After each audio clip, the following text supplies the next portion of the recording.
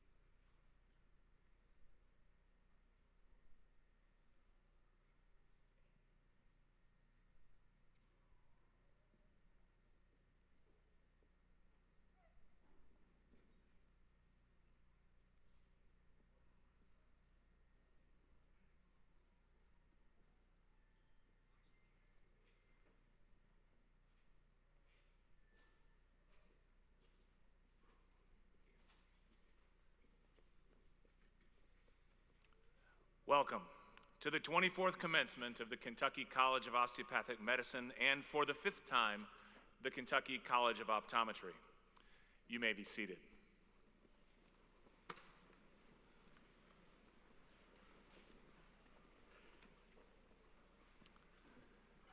This is a very special occasion in the lives of our students, their families, the university, and the thousands of families these graduates will one day serve.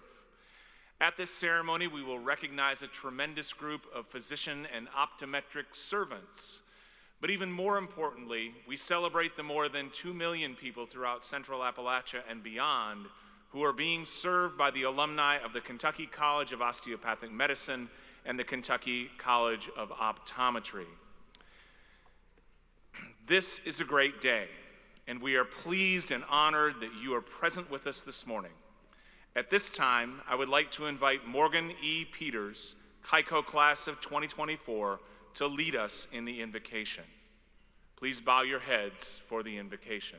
Morgan.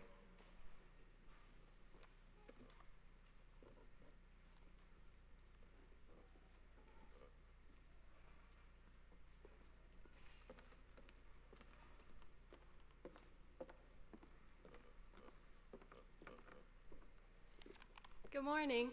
Please join me for a moment of prayer. Dear Heavenly Father, we gather here today to celebrate the accomplishments of so many hardworking individuals. We thank you for the family and friends that have supported and encouraged us throughout this process. And we thank you for the educators and supportive staff members that have taken so much time to invest in our success over the last few years. We thank you for the cherished memories and lifelong friendships that have developed in each class represented here today. Most importantly, we thank you, God, for your loving and guiding hand in our lives. I pray that we take the skills and knowledge that have been poured into us and use it to benefit others in whatever way you see fit. Please continue to direct our paths as we transition into a new phase of life. Remind us to never stop learning in our careers and to never stop showing compassion for those that we are privileged to serve. We pray all of this in your holy name. Amen.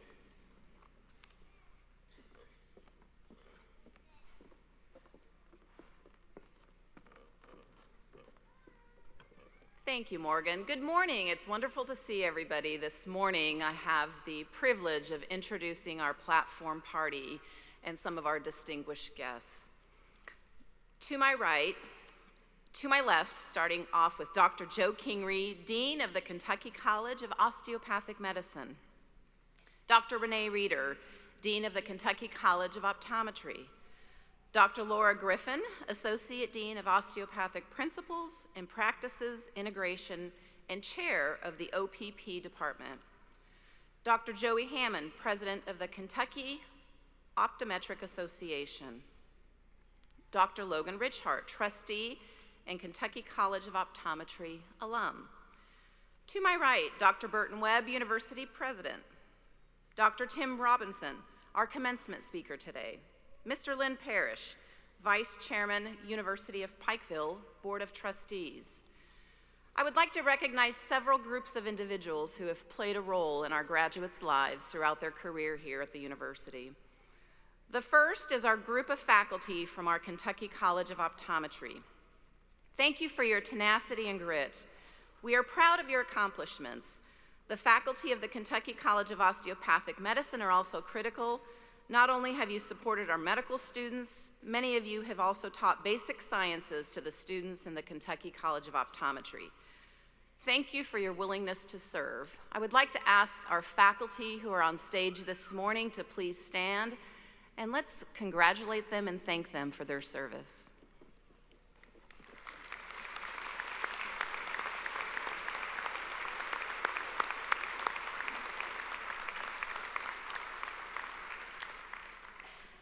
Thank you to the staff in Student Affairs, the Registrar's Office, Business Office, and so many other support departments on our campus. It takes a team of committed employees to ensure that success can be demonstrated, and they have invested in your lives as students. A special thank you to our university trustees that without your leadership and financial support, we would not be seated here today. This morning, we have with us our president's spouse, Dr. Kay Webb. Kay, would you please stand?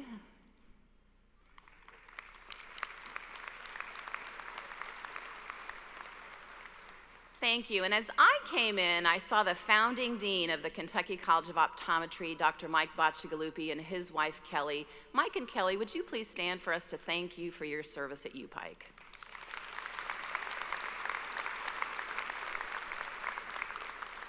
Thank you. Dr. Webb.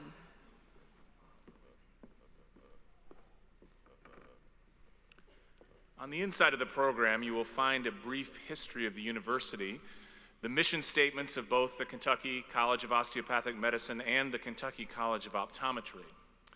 More than 20 years ago, a small group of visionary leaders gathered to discuss an audacious idea: to start a medical college in the heart of Central Appalachia. This achievement would not have been met without the investment of time, talent, and treasure from people throughout our region. We are deeply grateful to everyone who has gone before us and laid down the path that we now walk with mingled confidence and gratitude. Our medical college continues to be a national leader in healthcare education. We rank among the nation's best in categories such as production of primary care physicians, rural medicine, and affordability. We are producing outstanding world-class doctors. Then, just a few years ago, another group of visionary leaders gathered to consider whether a college of optometric medicine could attract the same kind of talent as the medical school. Again, the committed support of a few people made the difference, and the Kentucky College of Optometry was formed. This is the 5th class of students to graduate from KYCO, and your legacy of excellence and service are building a critical foundation for years to come. Seated on the platform with us is the future of the University of Pikeville. In just a few short years, we will add dental medicine to the programs offered at the university. Dr. Keaton is actually not with us this morning, but we want to thank her for her vision and work on behalf of the Kentucky College of Dental Medicine. We cannot wait to welcome those students to this platform in a few years' time. As the population ages, healthcare changes will result in an increased demand for medical care. Each of you sitting before us today has an incredible opportunity. You have the chance to change lives and impact society for the good of all humanity. So, after your many sleepless nights preparing for block exams, clinical rotations, board exams, and undoubtedly thousands of cups of heavily caffeinated coffee, we think you're ready.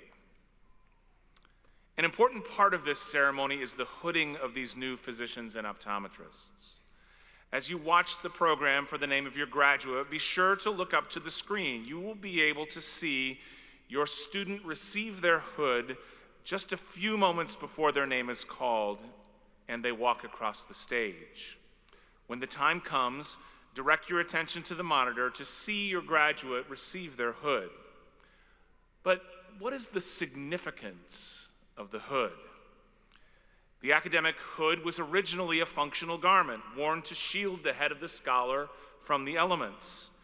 In the English tradition, it has developed into an often bright and decorative garment only worn on special occasions. But the tradition of the hood can be traced back further into biblical times. The Old Testament prophet Elijah passed on to his student Elisha his mantle or hood, and with it, the ability to serve both God and his fellow humans. In the modern world, the hood projects a distinguished image. It has different colors on it representing the degree and the college. The velvet lining denotes the discipline of the degree. For example, these hoods have Kelly green, which represents medicine, or seafoam green, which represents optometry. It is also lined with two colors of silk, which represent the colors of the college or university which grants the degree. Black and orange are the university colors of the University of Pikeville, and today we are proud to bestow hoods on each of these graduates. I would also like to recognize some very special people who had a strong hand in molding our graduates as caring and responsible people long before they arrived in Pikeville. Many of you are the parents, grandparents, siblings, and spouses of our graduating students. We want to thank you for the many ways in which your support for these graduates has made a difference in their lives. I am certain that without your help, they would not have made it to this place and time. We know you are proud. You deserve to be. And we are equally proud of these young physicians and optometrists.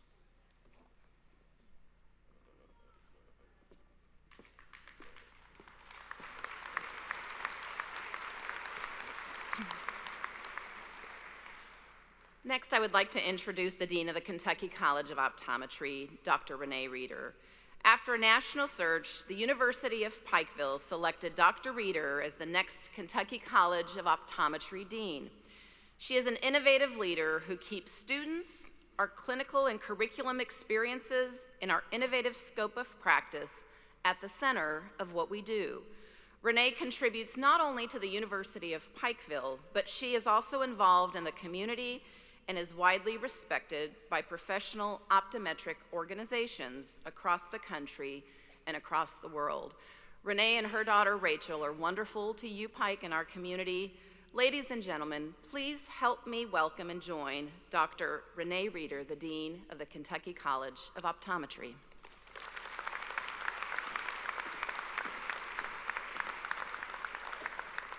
Thank you, Dr. Worth. Today's an awesome day. We come together to celebrate our 5th class here at KYCO. These 55 students began their time at KYCO back in 2020, spread out with social distancing, in masks. I don't think I saw their faces for about a year and a half.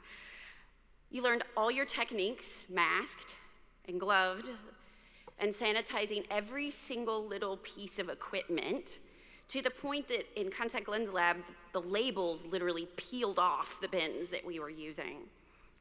It was a tough time. Many classes were online. Some of you suffered incredible loss, but you stood beside each other. You persevered, you grew, and today you become doctors of optometry. You put up with me first year, reminding you to keep the microbes in their buckets. And then in second year, buckets again, with all the corneal dystrophies and all those genetics that go along with that. You put up with me reminding you that it's rare until it's in your chair.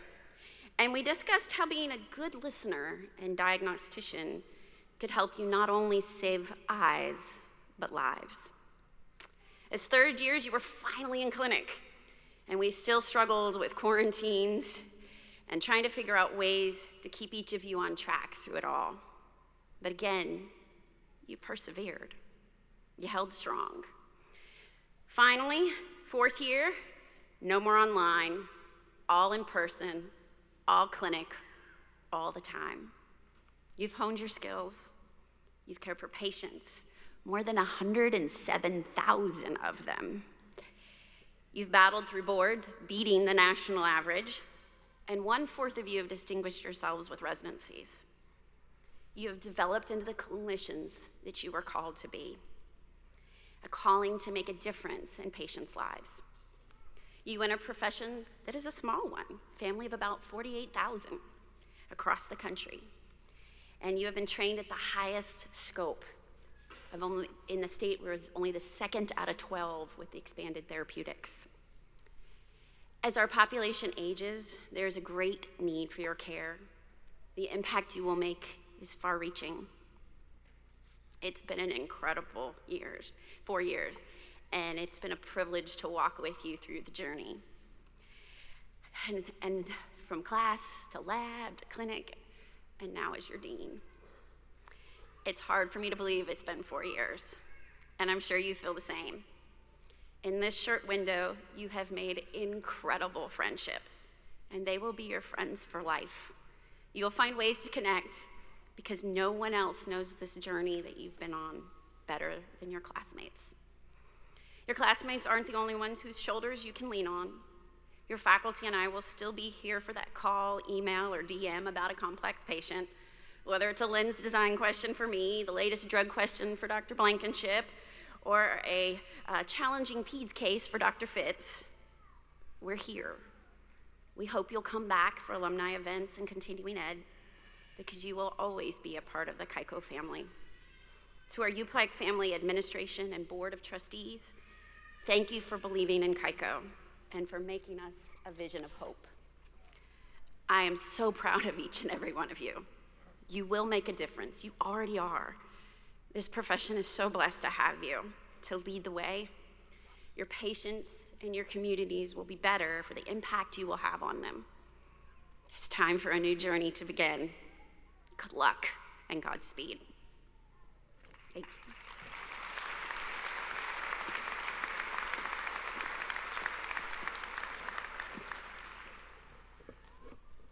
Dr. Joe Kingery serves as the Dean of the Kentucky College of Osteopathic Medicine. Finishing out his 3rd year as Dean, Dr. Kingery has his experiences both in teaching and leadership and has been instrumental in the success of our medical school. Along with his wife, Beth, Dr. Kingery has worked diligently to maintain accreditation for KYCOM, support our clinical faculty, and continue expanding research initiatives. We're so grateful for his leadership. Please help me welcome Dr. Joe Kingery to the platform.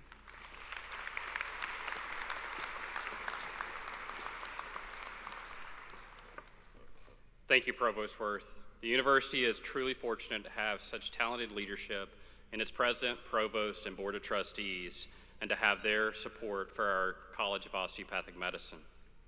Since the first class entered what was known as the Pikeville College School of Osteopathic Medicine in 1997, our medical school has graduated 1,965 osteopathic physicians. Today, we surpass 2,000 graduates from the Kentucky College of Osteopathic Medicine. We have the honor of adding 120 new graduates for a total of 2,085. Many of our KYCOM graduates enter primary care residencies each year. That number this year is 92, or 76%, and 18 have chosen to go into pediatrics, an all-time high. In addition, several of our graduates elect to pursue other medical and surgical specialties.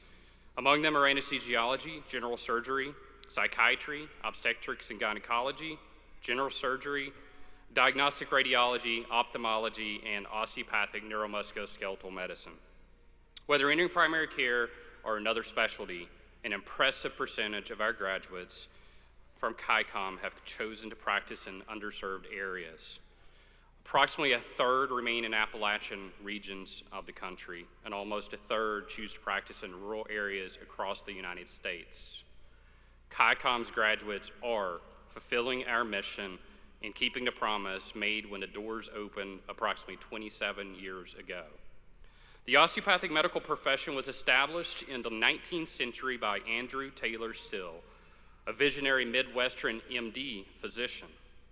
Dr. Still stated, "To find health should be the object of the doctor. Anyone can find a disease."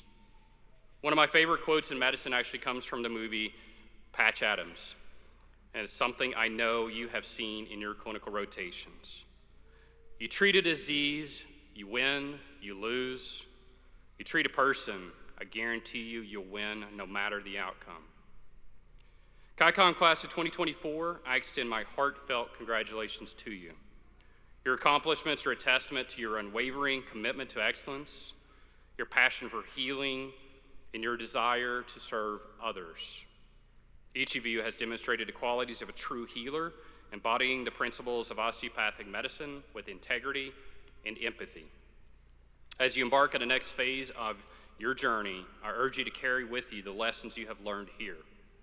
Remember the importance of empathy in patient care, the value of collaboration in advancing medical science, and the significance of lifelong learning in an ever-evolving field. But most importantly, never lose sight of the impact you can have on the lives of others. Never stop listening to your patients and their families. Never forget osteopathic principles in practice. Never forget that a degree in osteopathic medicine is much more than an accumulation of years of hard work and a fancy piece of paper.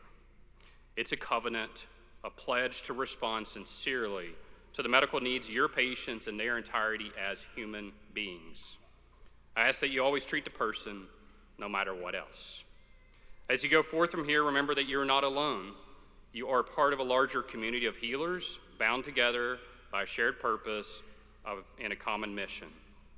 Lean on each other for support, seek guidance from your mentors, and never hesitate to ask for help when you need it. Thank you.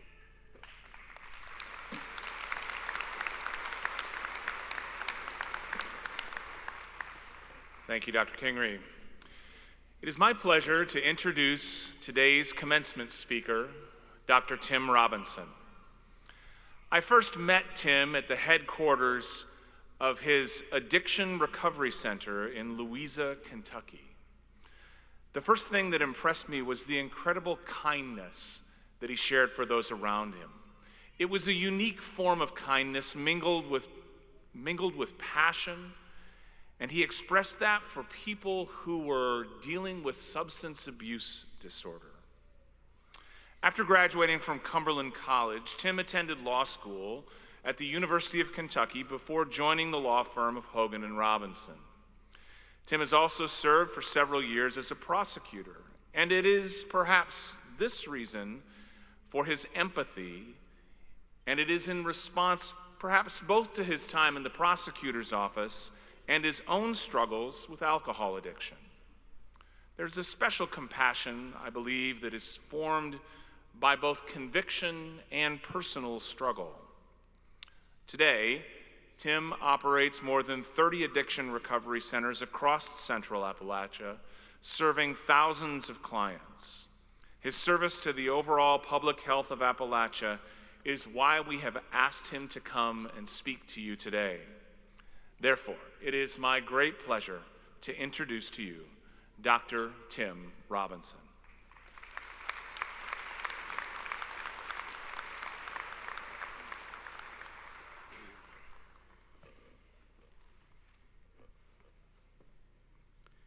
I want to start by saying that it's an honor to get to address you today.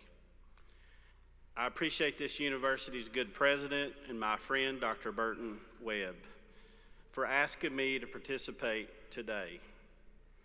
I had the pleasure to be present at the SOAR Gala last week to witness him receive the 2024 Appalachian Leadership Award, and it was well deserved.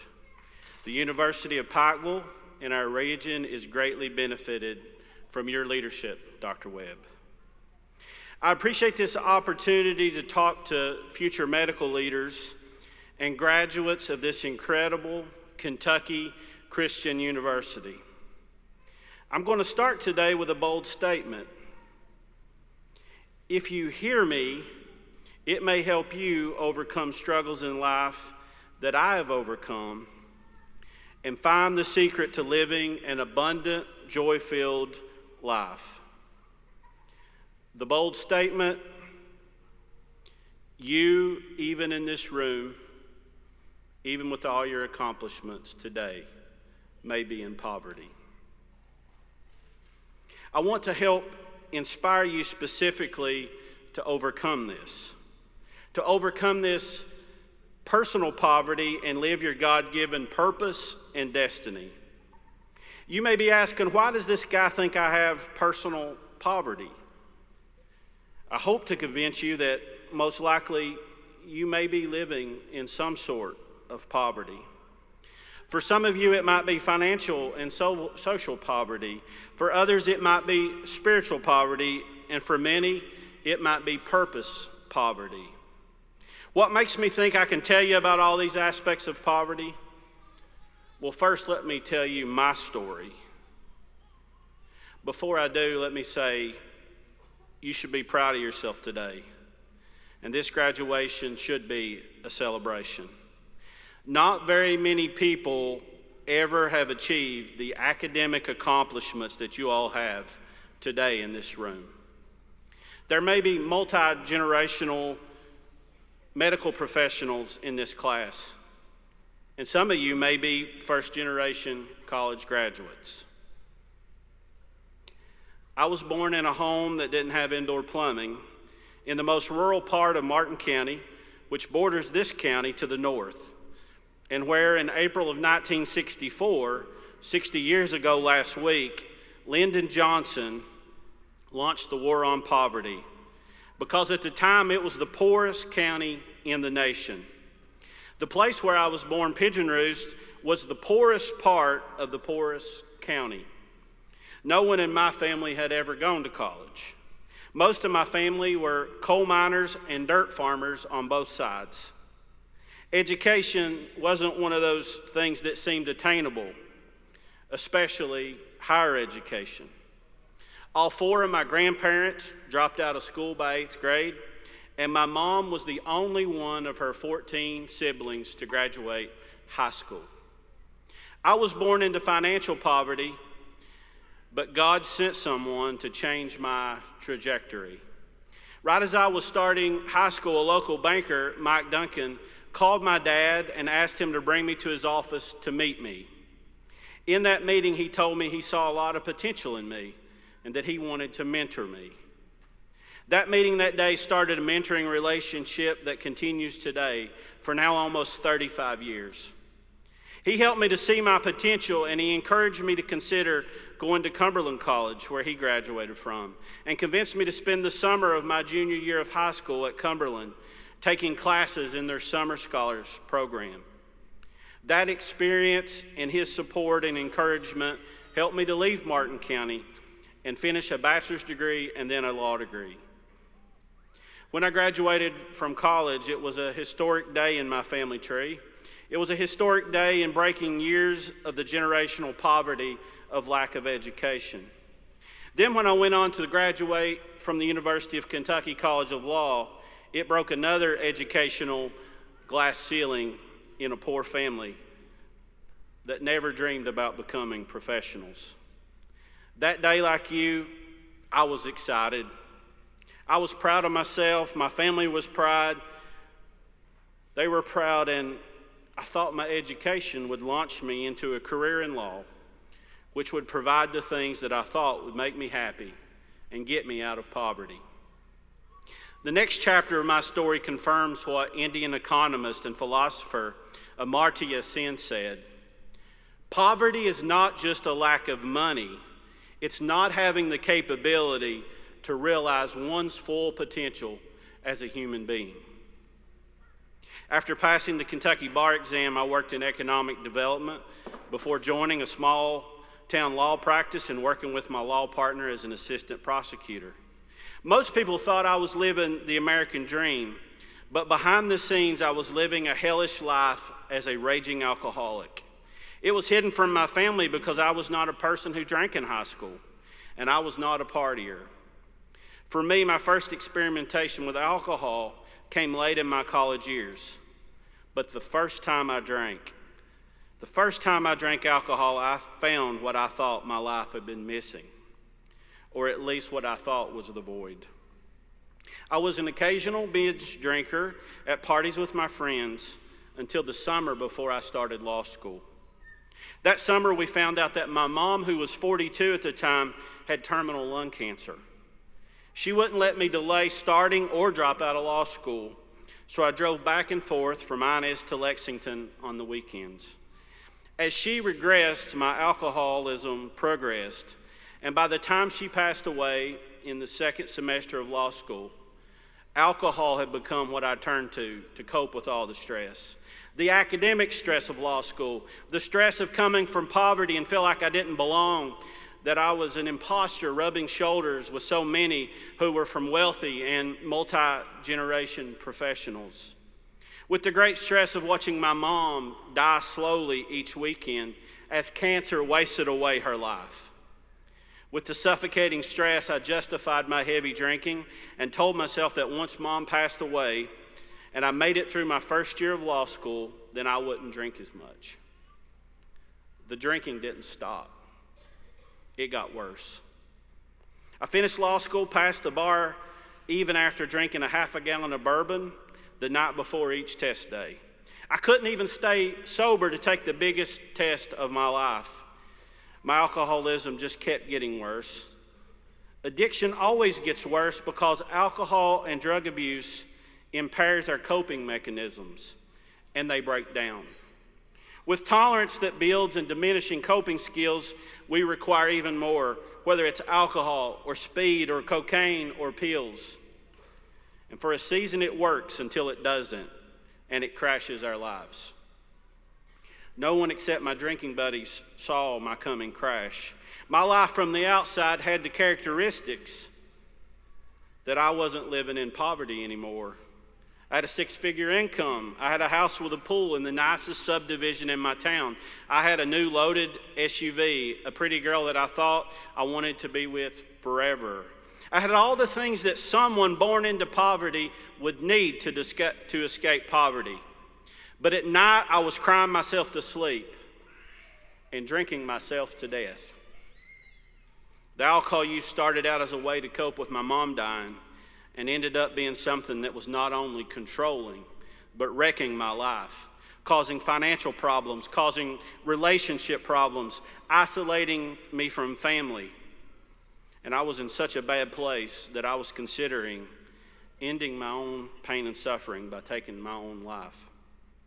Once again, in my spiritual poverty, God sent a person to change my trajectory. A court bailiff and pastor, Rick May, without beating me over the head with a Bible, started talking to me about his faith in a very relational way, and got to know me in the courtroom each week, talking about our mutual love of bluegrass music. Months of Rick building a relationship with me and a hard weekend of heavy drinking. By that point, every time I drank, I would black out. I would drink so much. That weekend of heavy drinking and the relationship he built, that brought me to a decision. on Monday morning, December the 11th, 2006. I was severely hungover, sitting at my desk in the prosecutor's office when Rick came to visit me. I told him that I did not want to hear about Jesus. In fact, I told him I was crying myself to sleep in a fetal position, and if I couldn't meet Jesus today, I wish he would take his pistol and take me out in the field somewhere and shoot me because I did not want to keep living. He started smiling even though I was very emotional. He said I could know Jesus right then, and I told him I didn't know how to pray. He took my hands in his, and right there he led me to the Lord. And in that moment, I surrendered my life to Jesus Christ. I stood up, and my pain and my shame, the things that were rolling me, that were weighting me down, rolled off my back. And I took the deepest breath, and I let out the most peaceful sigh of relief in my life. I looked at him and said, I want to be baptized as soon as possible. That Sunday morning at Saltpeter Christian Baptist Church in Fort Gay, West Virginia, where he was a minister, all my drinking buddies from all around the state showed up to see the spectacle of Tim Robinson being baptized.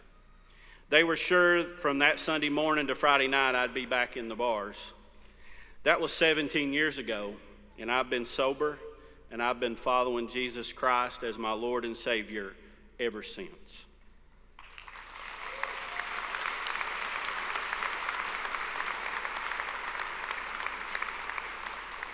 My financial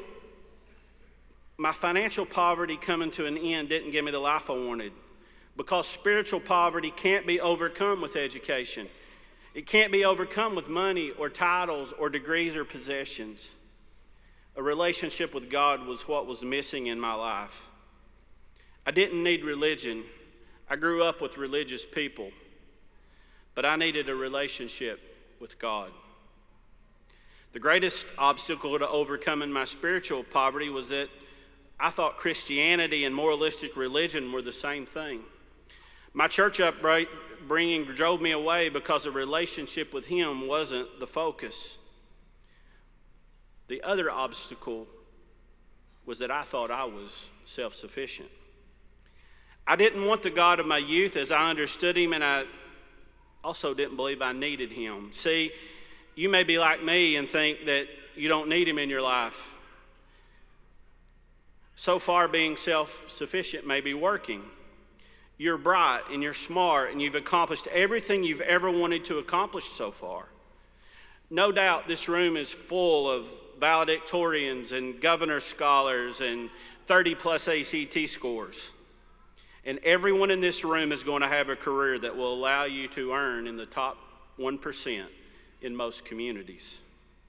Many of you are in or will end up in spiritual poverty.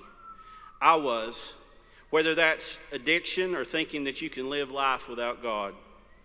I will rephrase a quote from an Indian American monk. It is spiritual poverty, not material lack, that lies at the core of all human suffering. That was my story, and I hope you don't have to suffer addictions and years of self-centered pursuits like I did, stuck in spiritual poverty. Poverty isn't overcome by wealth. It's overcome by hope. Finally, I've discussed my life of financial and spiritual poverty, but another poverty I want to talk to you about is the poverty of God's purpose. I can hear some of you in your mind right now say, I know my purpose. I'm joining one of the most purposeful careers I can join. I'm going to be a healer, and I'm going to be a medical or eye doctor. I will help people every day. I helped people as an attorney. I helped them even before I was a Christian. But when I first got saved, even though I continued to helping people, even though I was a Christian attorney who would pray with families I was helping in my office, I attended church. I sang horribly, I might say, in the church choir. I was God's lawyer helping my church, drafting articles of incorporation. I was tithing. I went to Bible study. I studied the Bible. I had a prayer life. And though life was better, a whole lot better, I became dissatisfied and unsettled. I was zealous in my faith and church attendance. Some weeks I'd go to church 5 to 7 times. And I really loved going to country revival services. The more I pursued God, though, it seemed the more unsettled and dissatisfied I was becoming. But once again, in His faithfulness, God sent someone to change my trajectory. The trajectory of a poverty of purpose. A revivalist was preaching at a small church in Louisa, and when he gave the altar call that night, I had a strange urge to come forward. I was confused. I'd been saved and baptized. I was going to church every chance I got. I couldn't spend more time in devotion, so I'm already a Christian, so why is there this drawing to go forward to the altar call?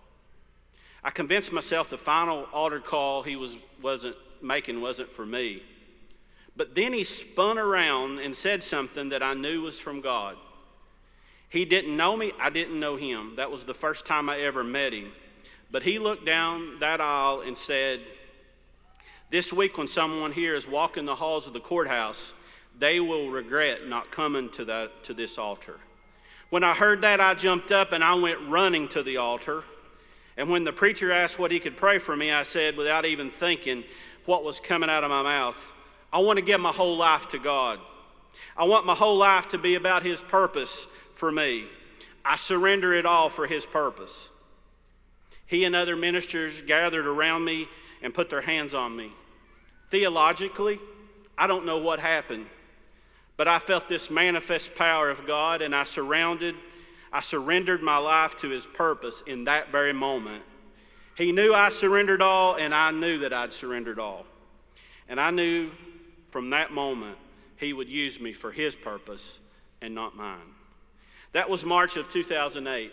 By August, God led me to resign as prosecutor and to give my law practice to my law partner to pursue starting a recovery ministry.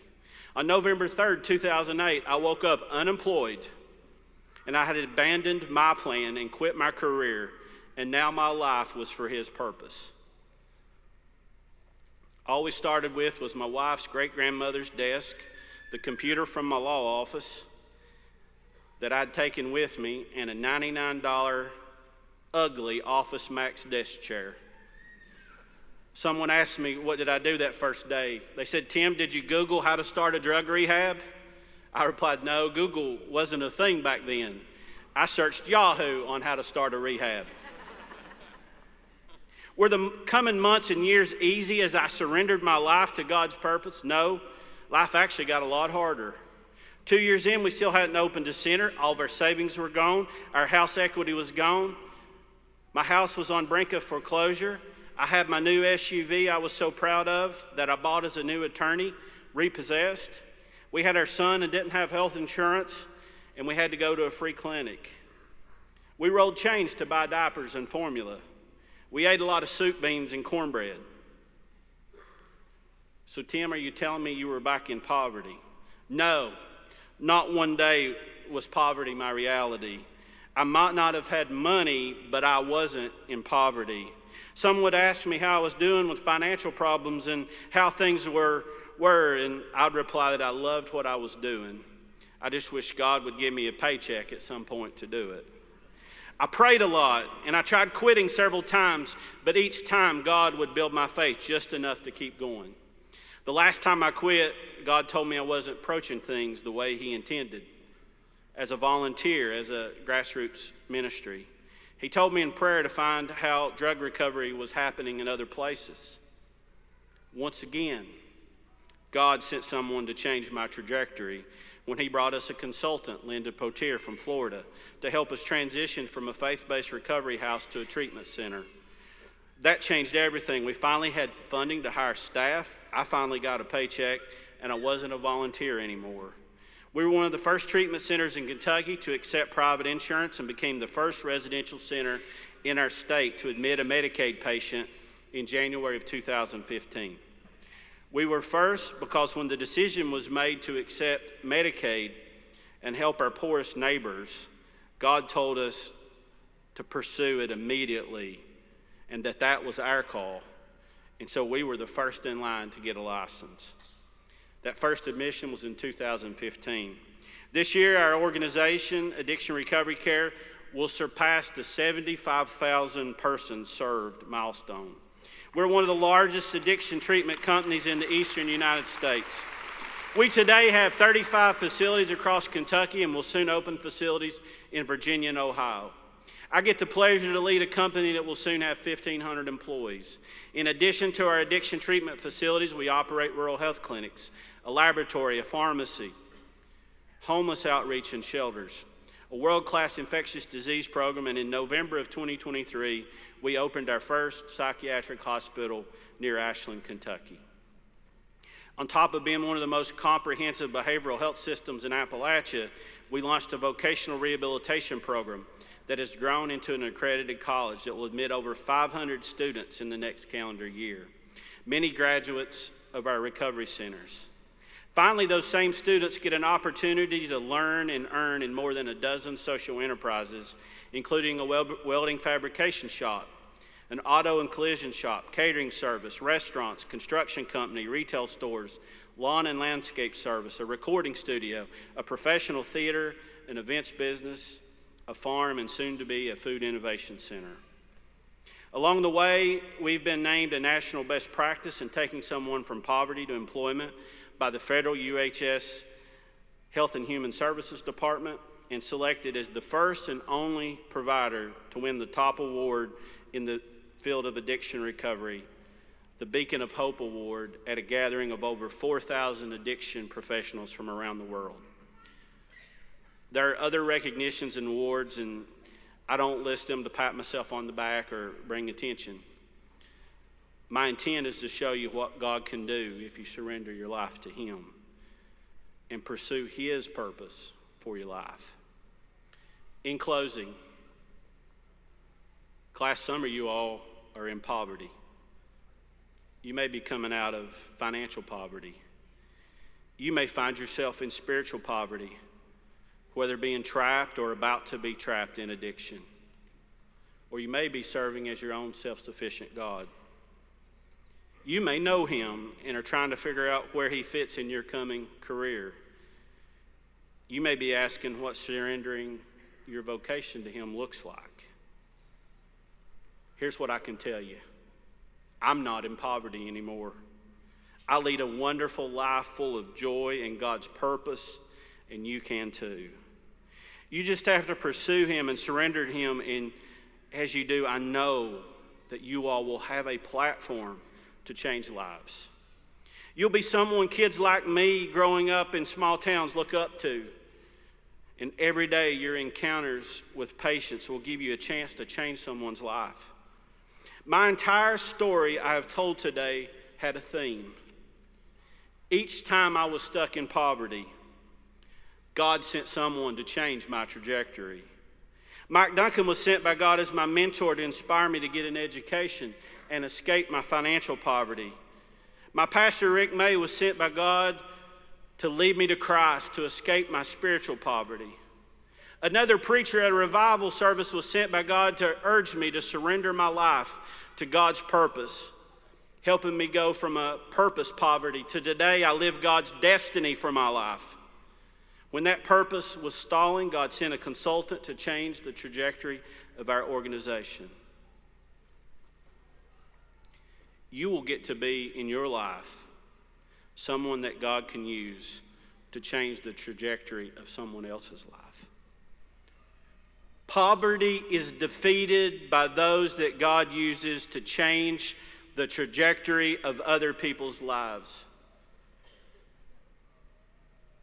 He did it for me. People did it for me. He did it for me. He can do it for you, and you can be one of those people. I will leave you with a quote from Desmond Tutu. The essence of being human, that a person is a person only through other persons, that my humanity is caught up in yours. I'm only fully me, only if you're all that you can be. Graduates, open your heart to God's plan for your life. There are thousands of people in underserved areas that are waiting for you to answer God's call to come serve them.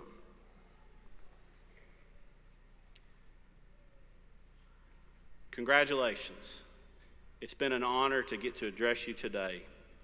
And my prayer is that you will come to know the hope that is in Him, and that you would fully live your God-given purpose and destiny.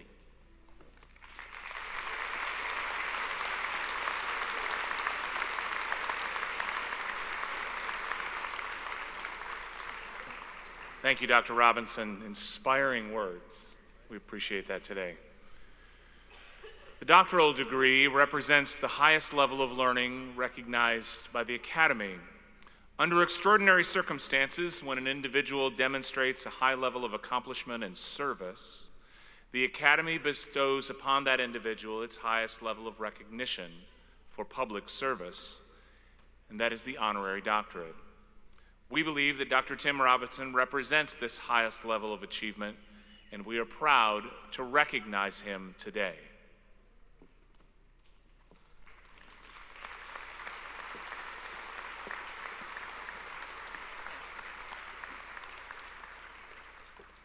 Will Dr. Robinson please rise and approach the podium? Hello. Mr. President, as Provost, I have the honor to present to you Dr. Tim Robinson.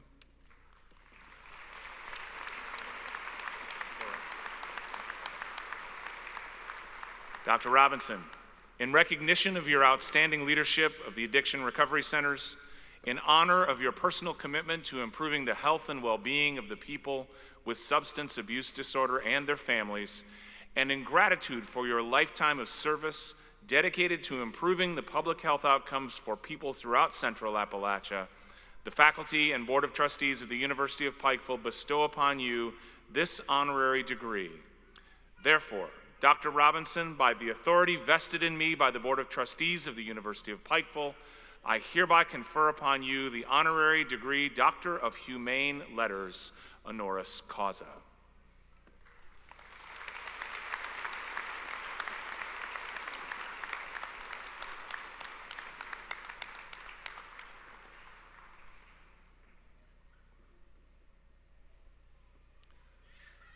Congratulations. You're now an alumnus and a lifelong bear.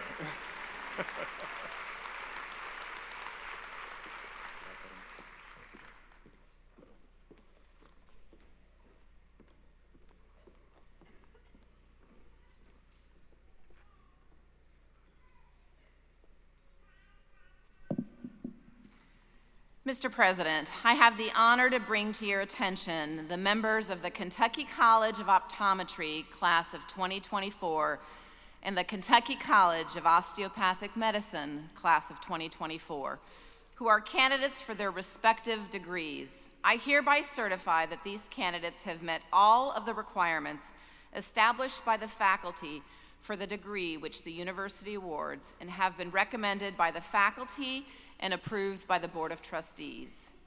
The candidates are now ready to receive their degrees. Are you ready? All right. This is the good part.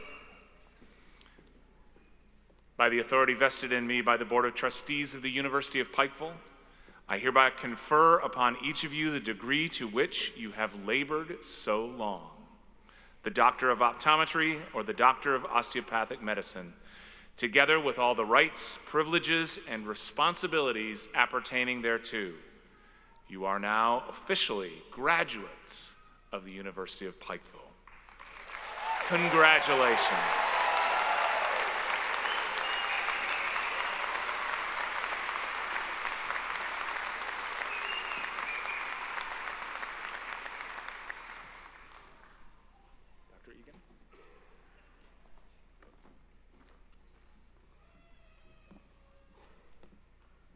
Mr. President, it is with great pleasure to introduce the Kentucky College of Optometry class of 2024.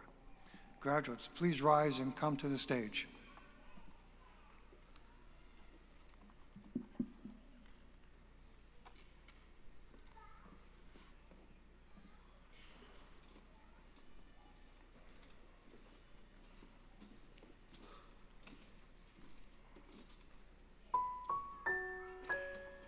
Dr. Winston Mackenzie Akers.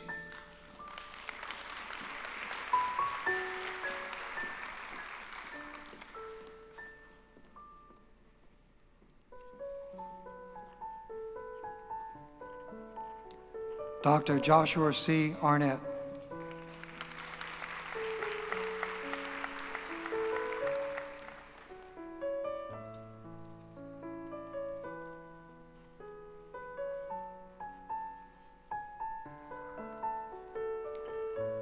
Dr. Kelly Cahill Bollard.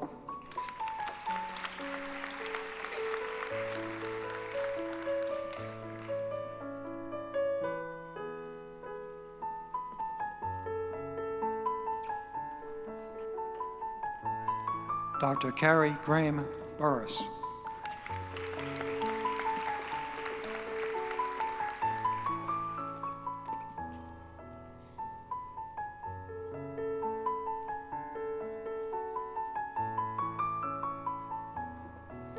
Dr. Haley Champion Cottle.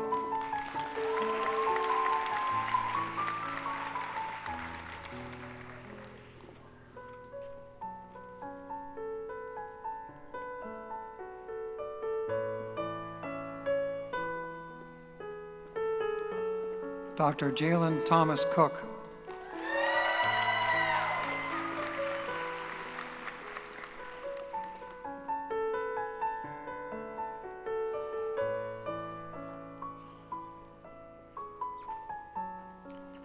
Dr. Caitlin Rose Creekmore.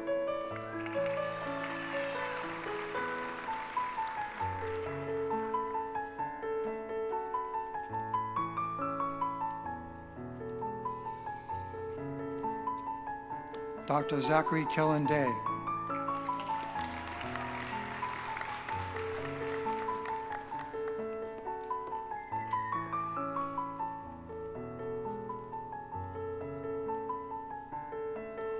Dr. Madison Faith Dillon.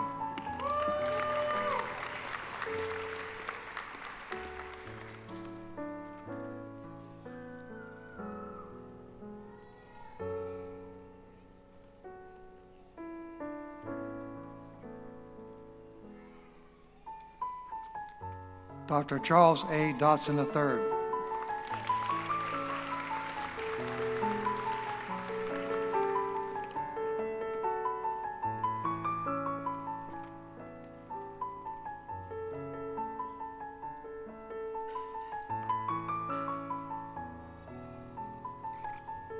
Dr. Mark A. Eves.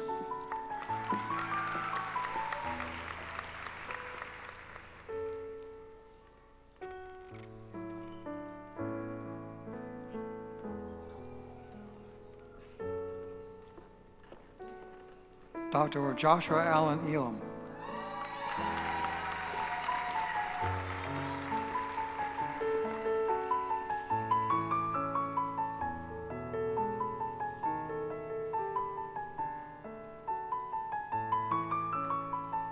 Dr. Sarah Jean Eldridge.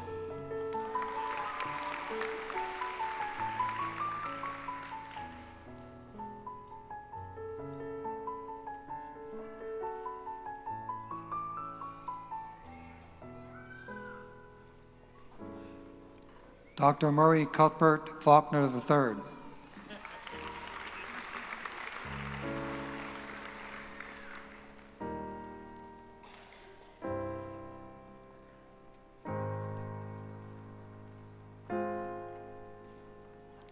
Dr. Claire Elizabeth Forsyth.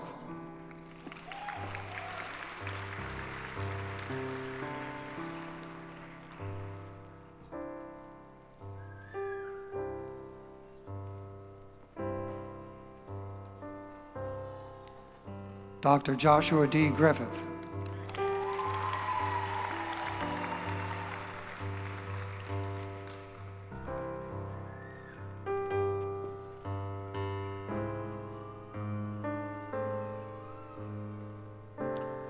Dr. Adriana Michelle Skylin Guardiola.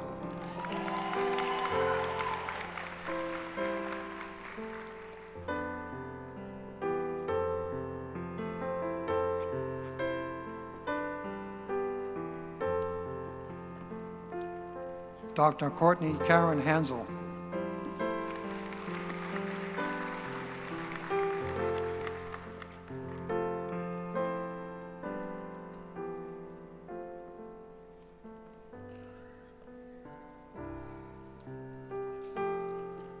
Dr. Michaela G. Haar.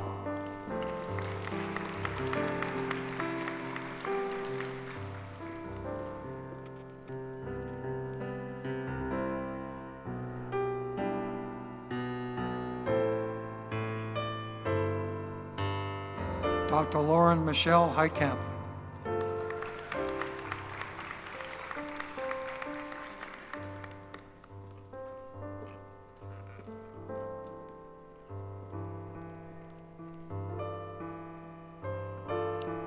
Dr. Holly Turner Hogarth.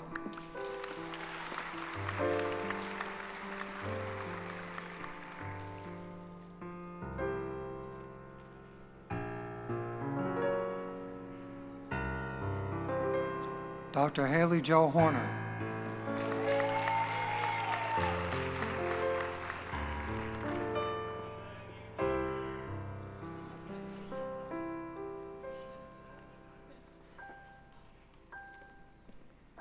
Dr. Cheryl Lasella Jenkins.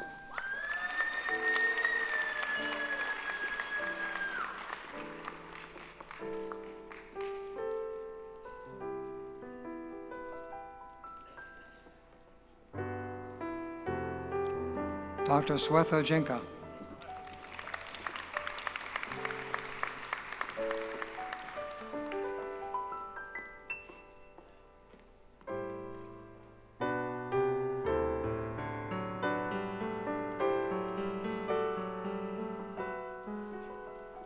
Dr. Trevor W. Johnson.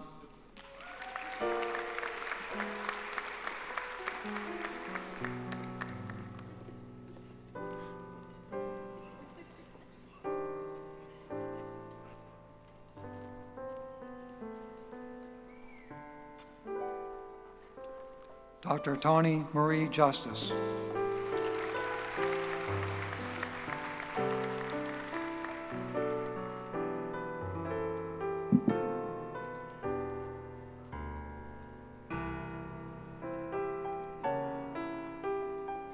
Dr. Jacob Daniel Locke.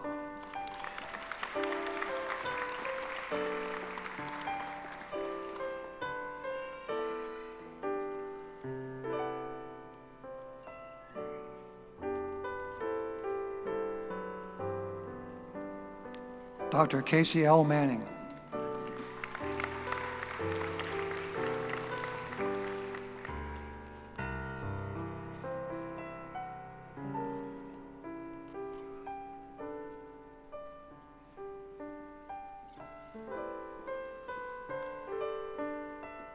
Dr. Madeline Renee Mara.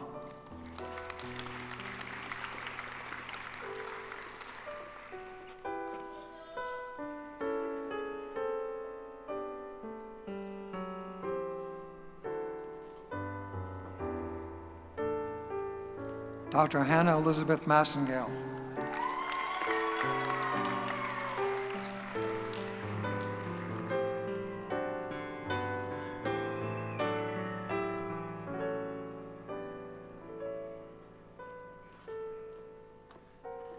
Dr. Dalton Douglas McGaw.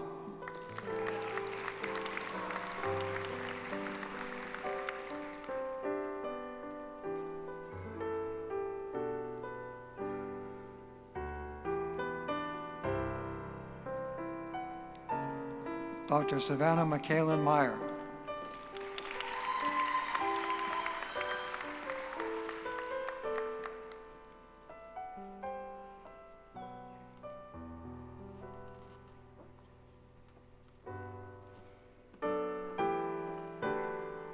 Dr. Celestine Rose Miller.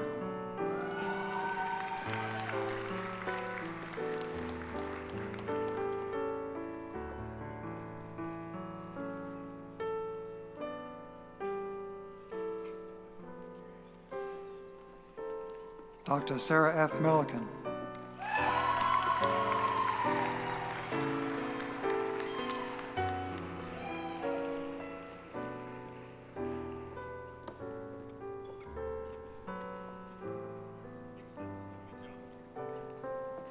Dr. Brittany Dawn Morris.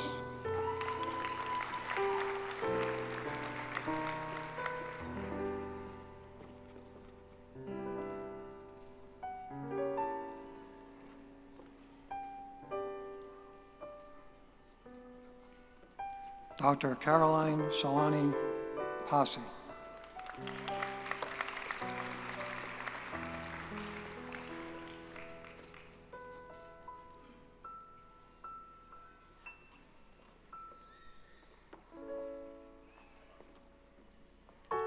Dr. Morgan Elizabeth Peters.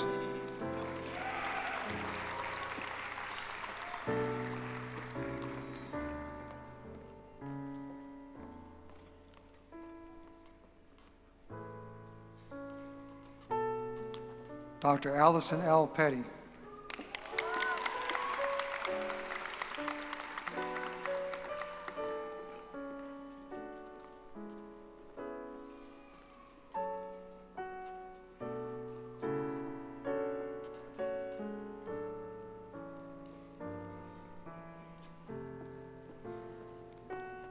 Dr. Jacob Vaughn Plumley.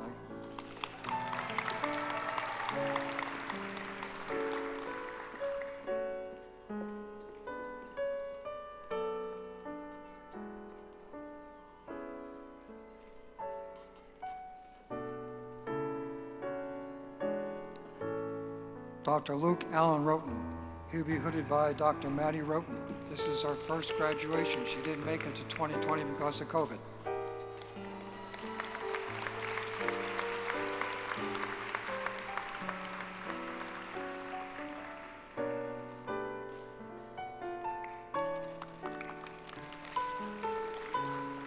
Dr. Seth Alexander Ryan. He'll be hooded by Dr. M.W. Ryan, Jr.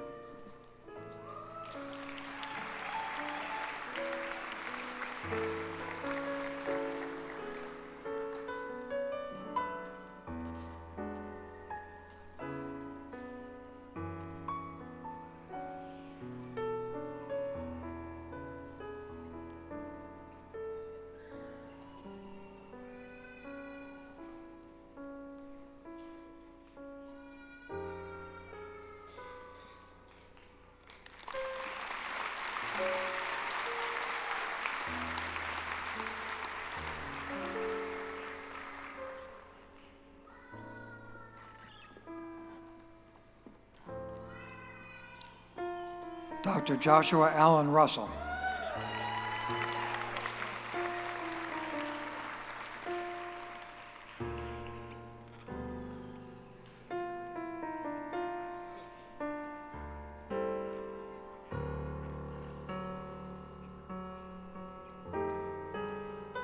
Dr. April J. Sayavam.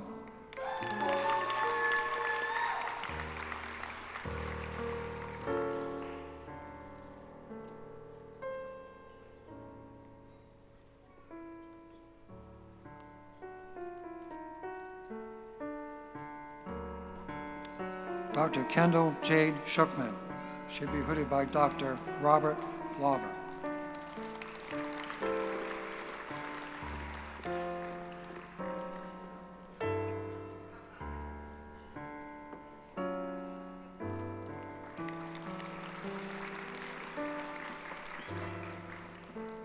Dr. Brandon Marshall Smith.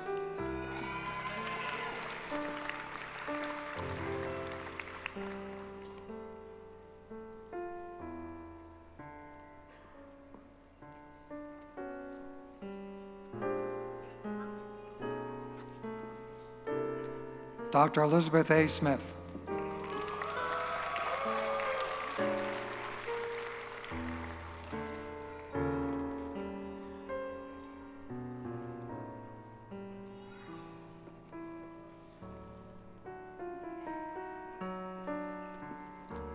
Dr. Hunter N. Smith.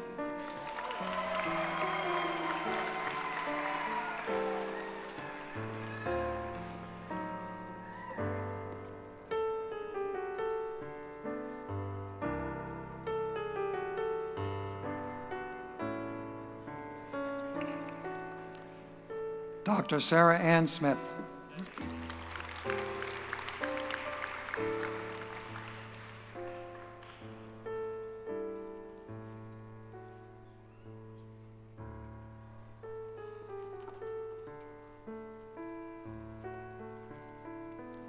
Dr. Stephen Truong.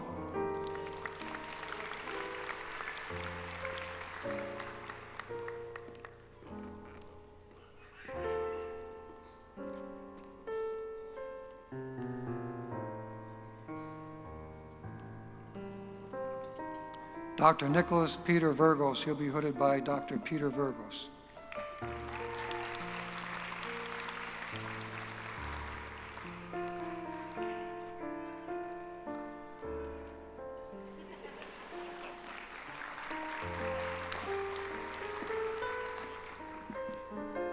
Dr. Emily Grace Workman.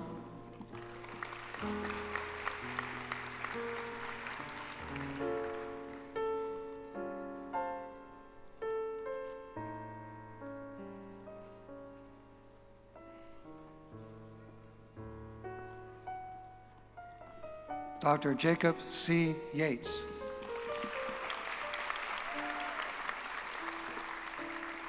Congratulations, class of 2024.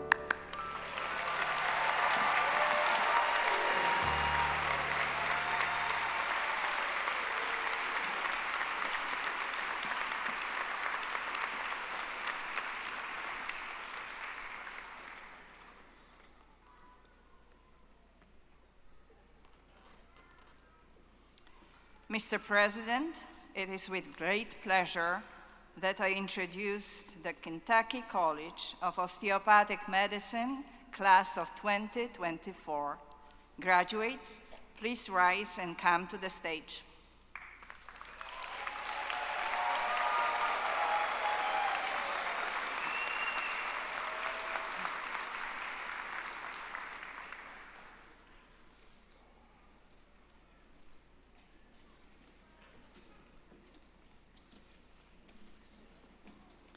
Dr. Mortada A. Alamiri, hooded by Malicia Hopkins, DO.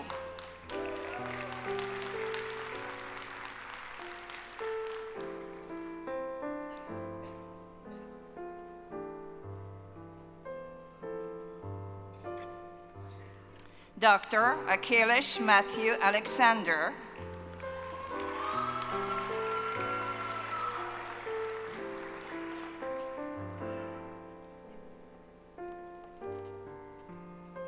Dr. Ahmad Mohammed Ali, hooded by Nasha Abu Ghali, MD.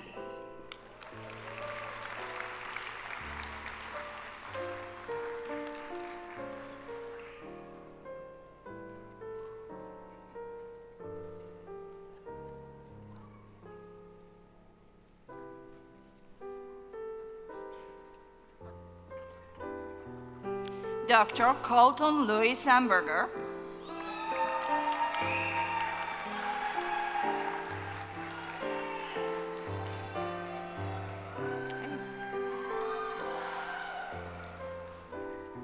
Dr. K. Joseph Amrin,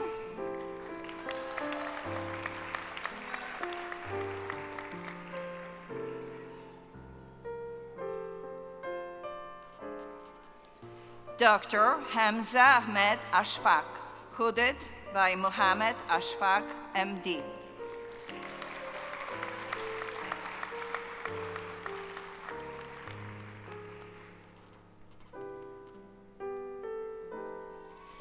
Dr. Simon Brendan Bactavar,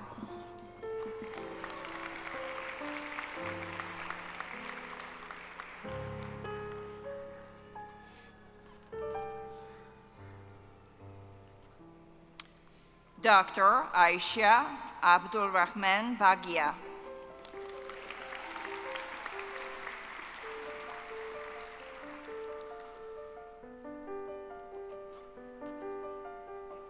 Dr. Ryland Banks,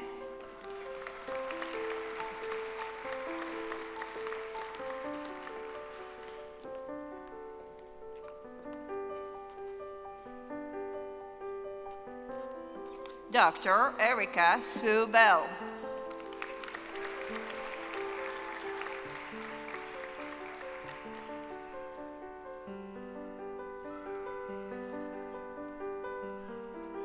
Dr. Oleg Belishev, hooded by Caroline Belishev, DDS.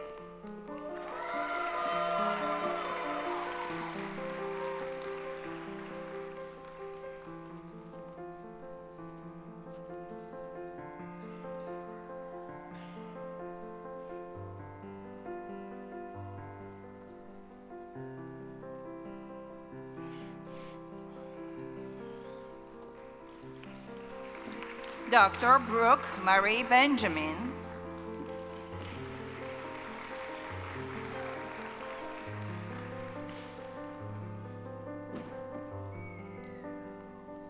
Dr. Alec Dwayne Birch, hooded by James R. Birch, D.O.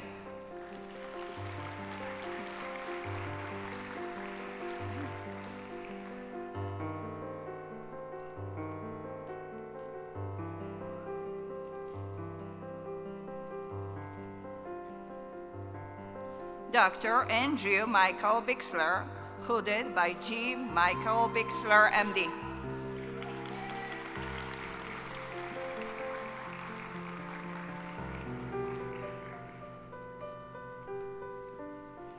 Dr. Brendan James Black, hooded by Mark J. Black, DDS.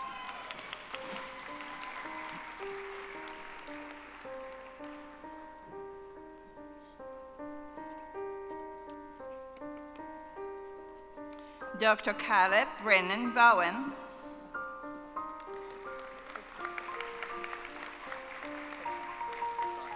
I know.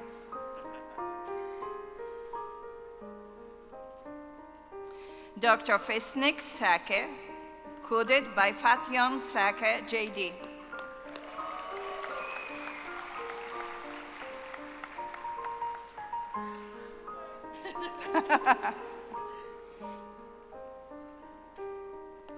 Dr. Althea Laurel Campbell,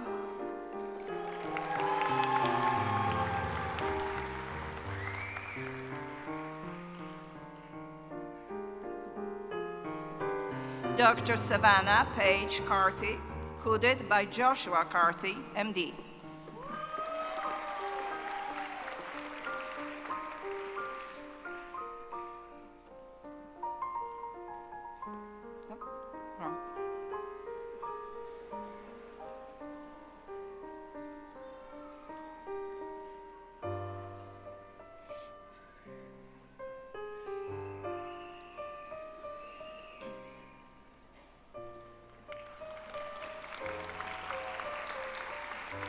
Dr. Megan Renee Karugati, hooded by Alicia Fields, DO.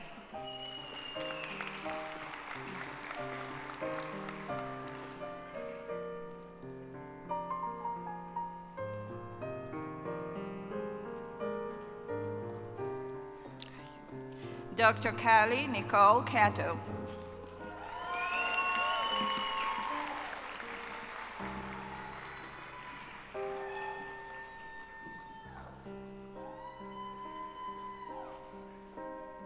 Dr. Rachel Chauvin, hooded by Damien Cole, DO.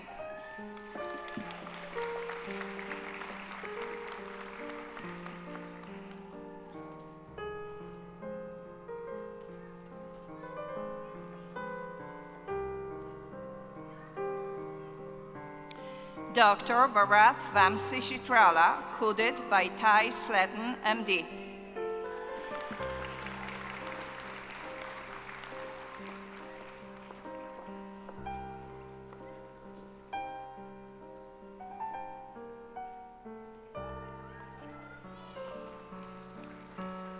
Dr. Marco Ciavalia.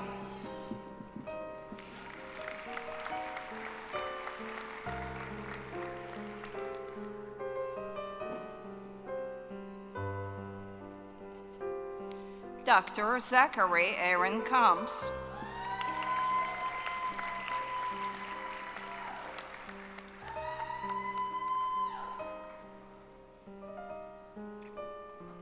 Dr. Alexis Jordan Conley Murray, hooded by Hannah Miller, DO.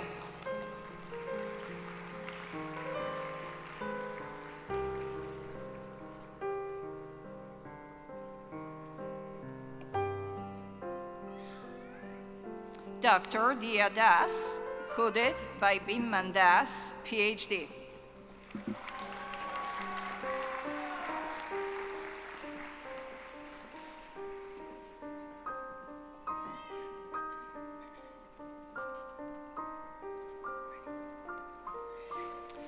Dr. Rikiela Denninger, hooded by Małgorzata Sim, PhD.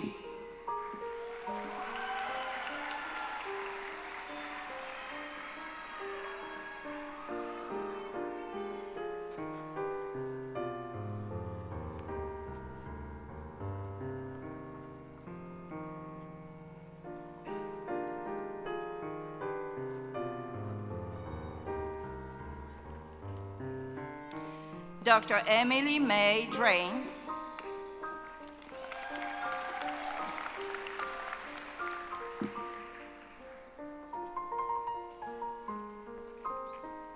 Dr. Dakota Ryan Abley,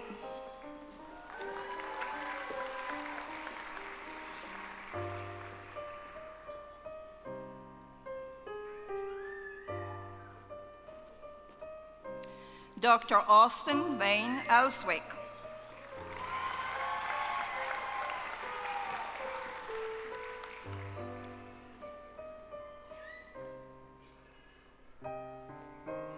Dr. Mark Fowler,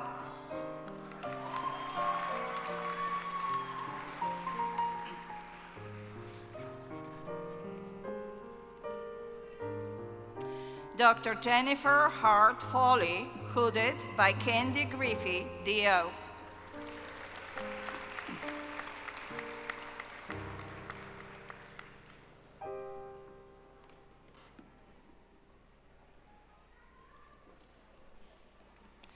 Dr. Andrew Herbert Giles,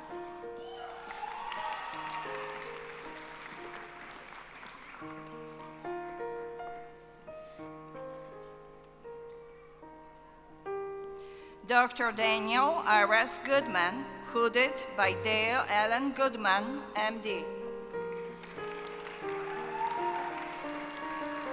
Ladies and gentlemen, we'd like to pause just for one moment. Today happens to be a historic time with Dr. Hoodman's hooding. It's the 2000th graduate for the Kentucky College of Osteopathic Medicine. You are 2001.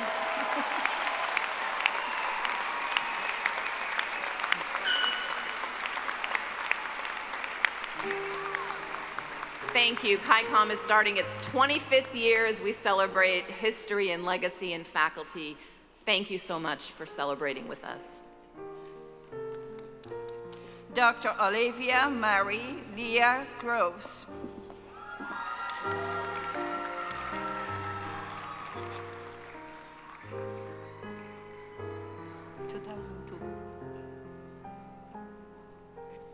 Dr. Gillian Sarah Gorney, hooded by Scott Gorney, JD.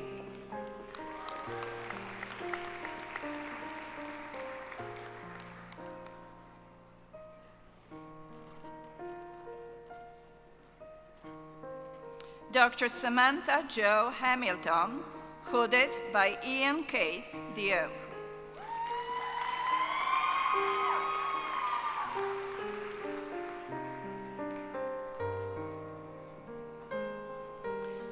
Dr. Anna Catherine Hargrave, hooded by Joseph Hargrave, OD.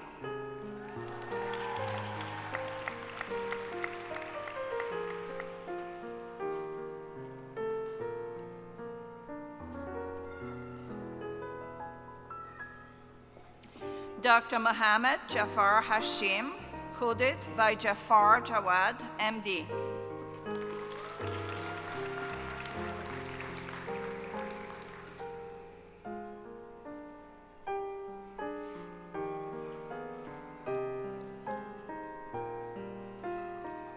Dr. Amani Hassana,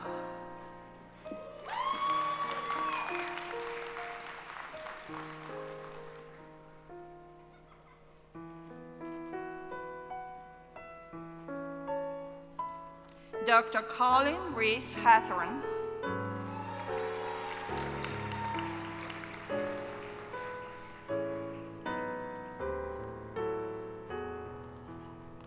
Dr. Bailey Cartland Herbert,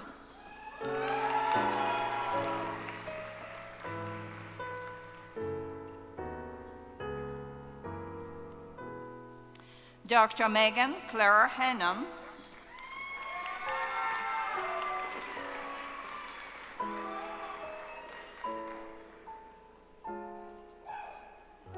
Dr. Fernando Alberto Hernandez,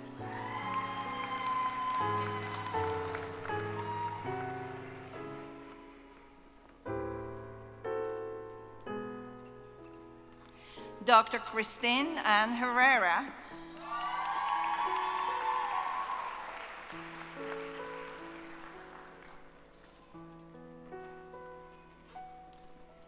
Dr. Abdul R. Hijazi,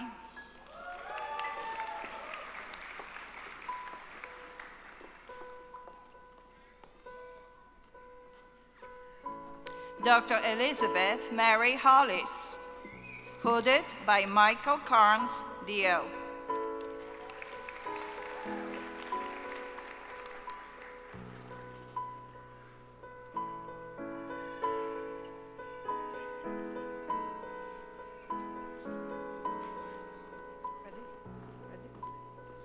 Dr. Mahnur Humayun, hooded by Nahim Tahir, MD.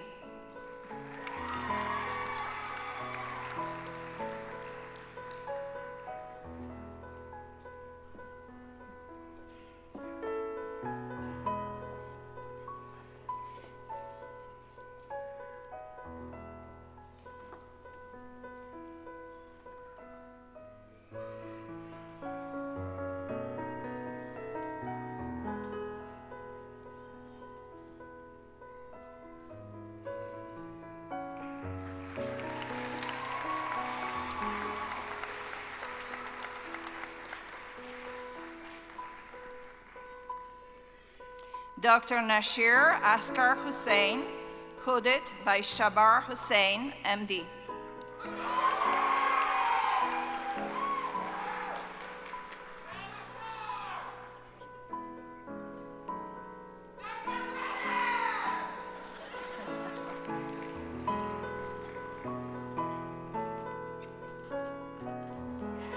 Dr. Tiffany Catherine Isaacs.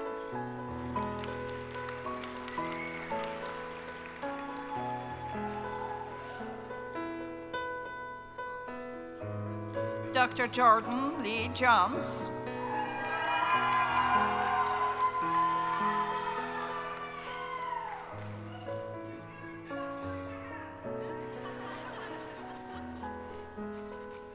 Dr. Samantha Bailey Jocelyn.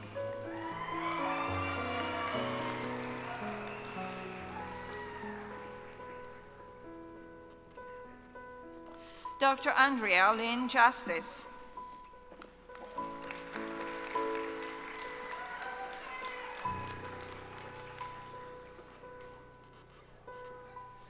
Dr. Haley Justice.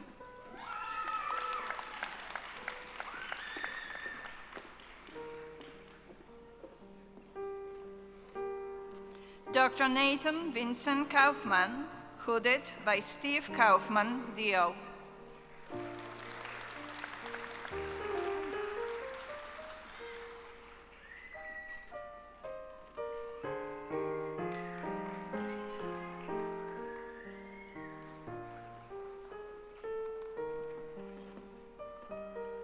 Dr. Faiha Rafia Khan, hooded by Arshad Khan, MD.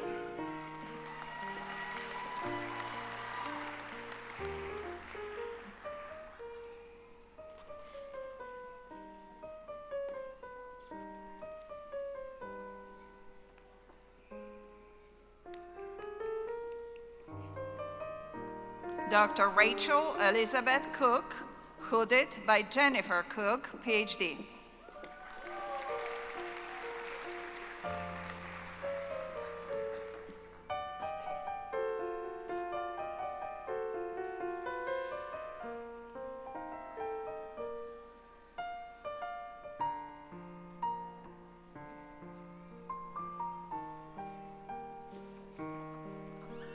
Dr. Arthi Krishna, hooded by Kotekai Krishna, PhD.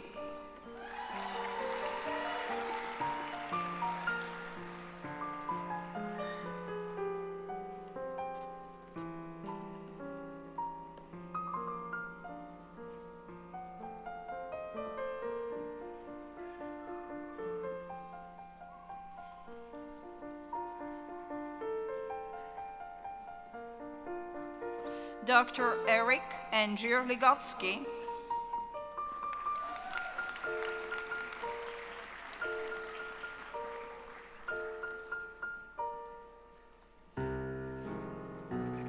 Dr. Emily Holdren Likings, hooded by Benjamin Joseph Likings, MD.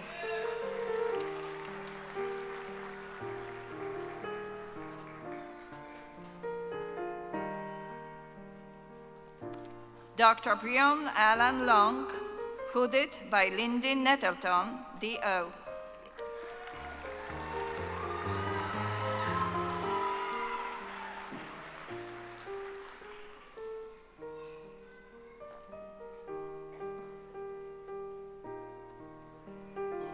Dr. V. Tan Lu.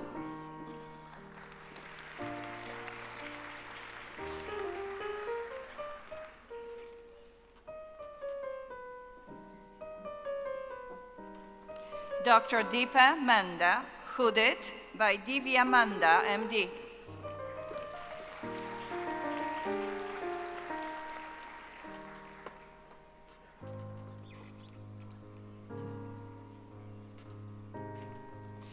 Dr. Killian Lear Mark.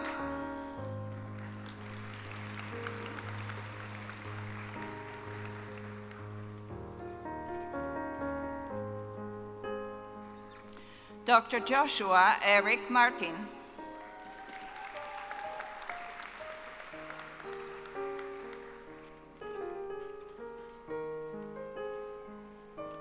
Dr. Jessica Alexis Meadows.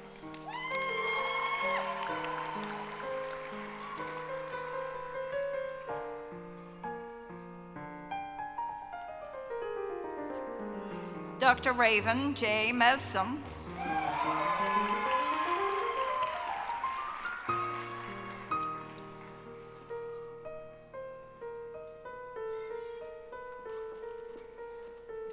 Dr. Caroline Suzanne Mifsud, hooded by Kathleen Vartunek, MD.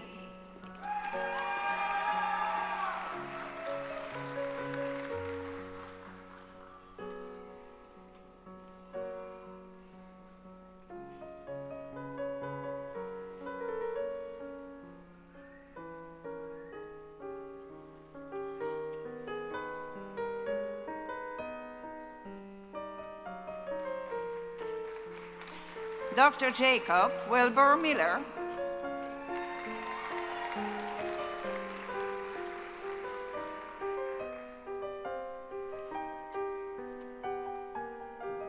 Dr. Shreyas Jaiprakash Modi.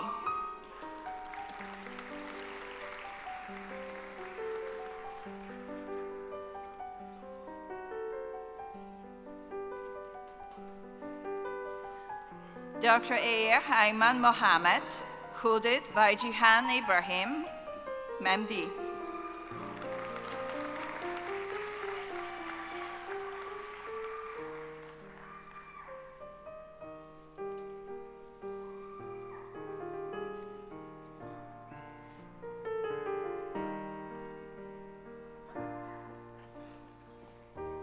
Dr. Chelsea Renee Myers, hooded by Deborah Myers-Ebner, DVM.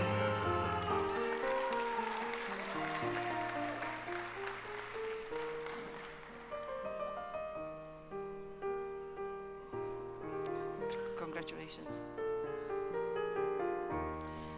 Dr. Mohammed Arif Fuzum Narvel, hooded by Fuzum Narvel, MD.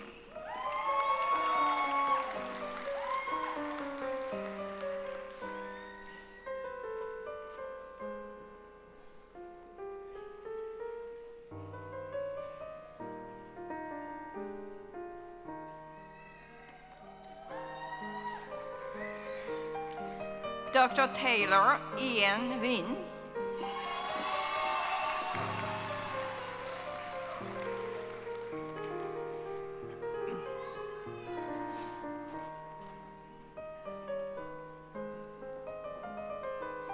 Dr. Mackenzie Gibson Nichols, hooded by Clay Nichols, DO.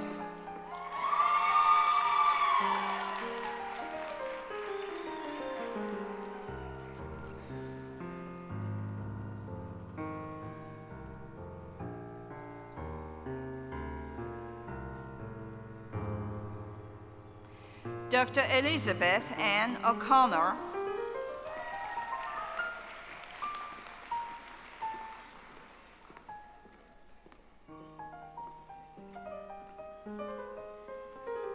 Dr. William Allen Olson.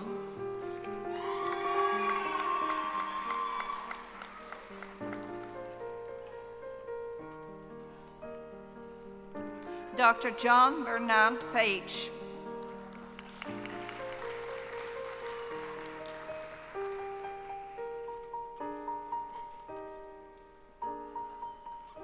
Dr. Kelsey Lane Parker.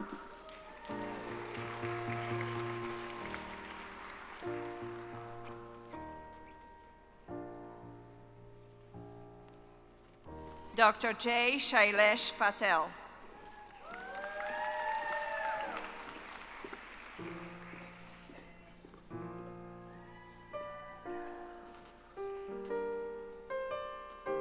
Dr. Adrian Alexander Paul.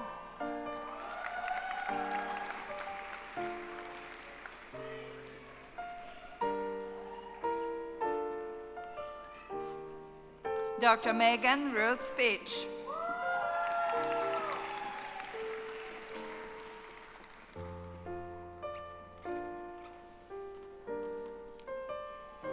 Dr. Austin James Pippen.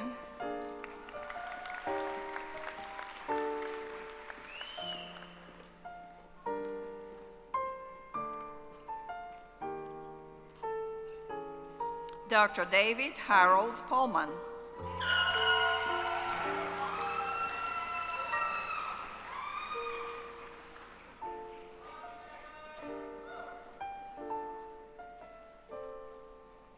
Dr. Colton Wade Putnam, hooded by J. Derek Sword, D.O.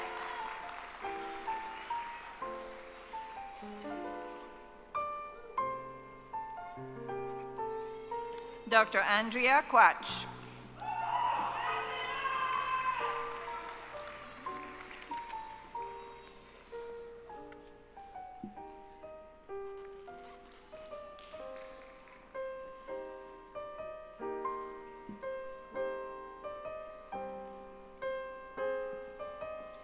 Dr. Caitlin Marie Quick, hooded by Candy Griffey, D.O.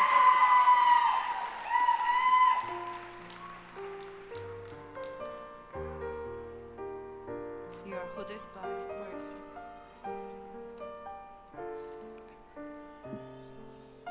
it? Dr. Curtis Ryan Rapier, hooded by J. Derek Sword, D.O.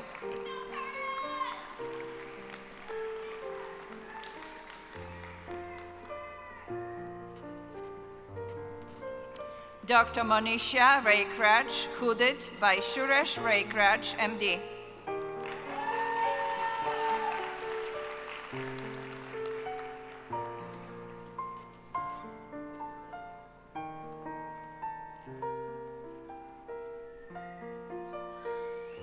Dr. Jersel A. Respicio.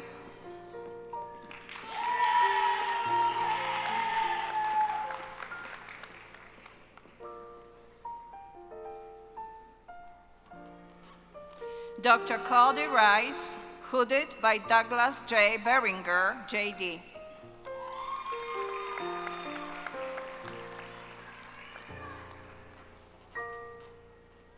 Dr. Hunter Christian Ricketts, hooded by Zone Sentinel, PhD, CRNA.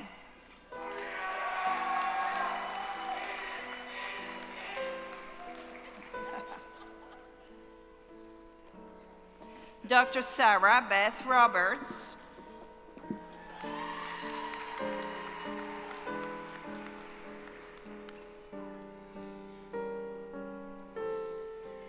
Dr. Ria Rupani.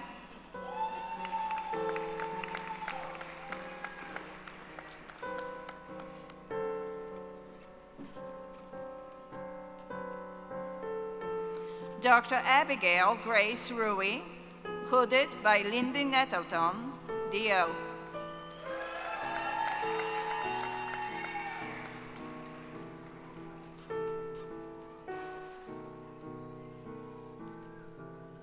Dr. Donatas Ruzis.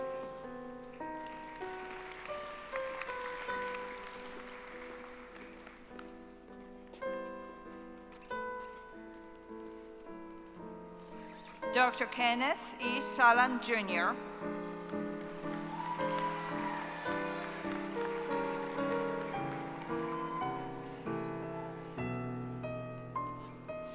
Dr. Rebecca Sophia Samuels, hooded by Peter Samuels, DDS.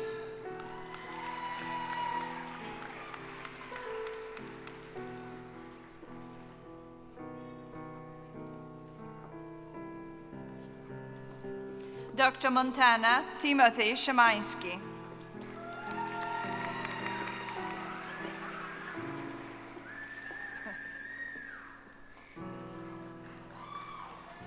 Dr. Diana J. Schweitzer, who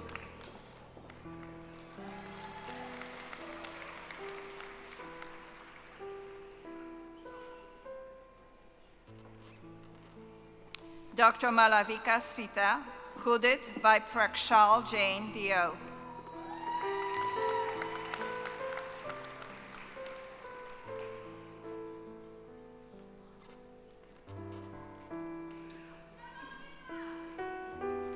Dr. Shriyani Sengupta, hooded by Dhiman Sengupta, PhD.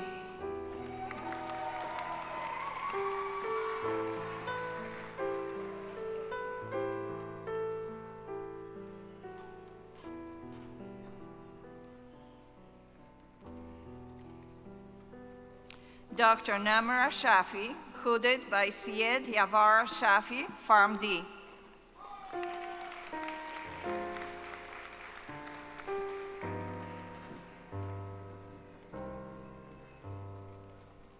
Dr. James Shaughnessy.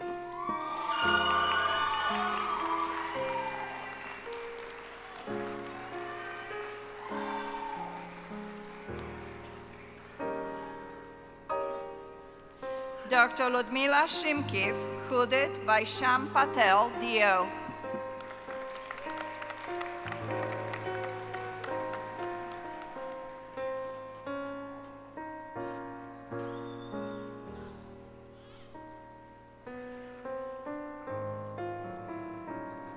Dr. Hannah Blair Skaggs Sparks.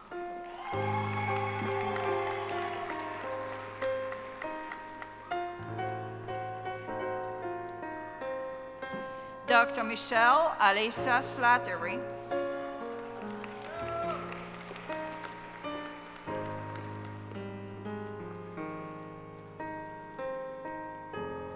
Dr. Joshua Aaron Smith.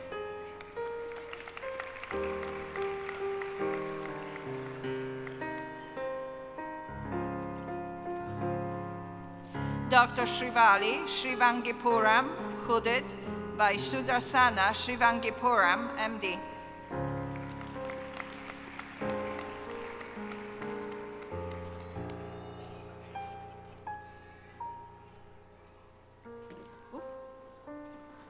Dr. Melinda Sue Taylor, hooded by Megan Thomas, DO.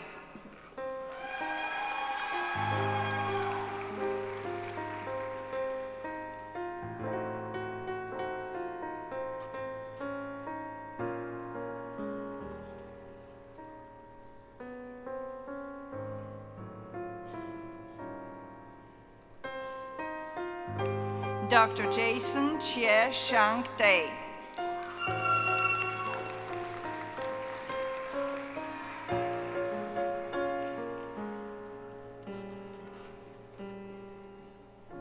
Dr. Micah Elmore Thomas, hooded by Jacob Thomas, DPT.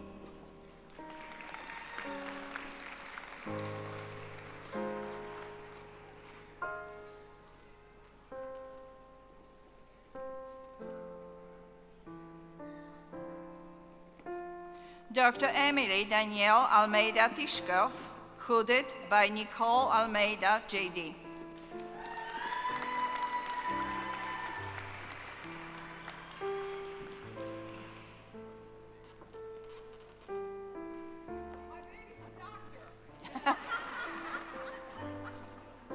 Dr. Kua Dang Tran.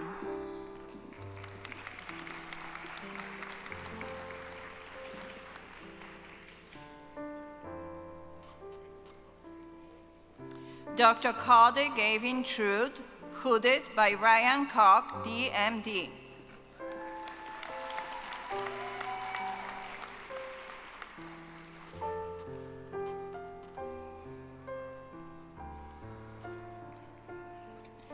Dr. Daniel Aaron Wilson.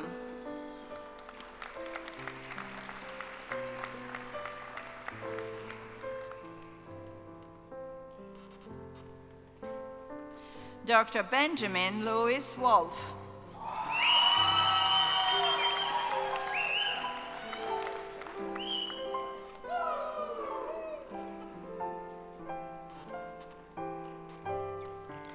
Dr. Quintin A. Votrink.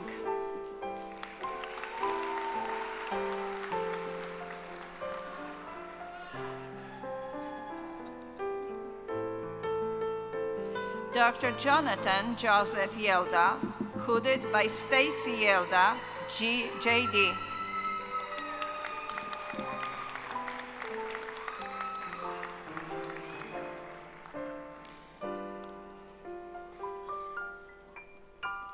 Congratulations, class 2024.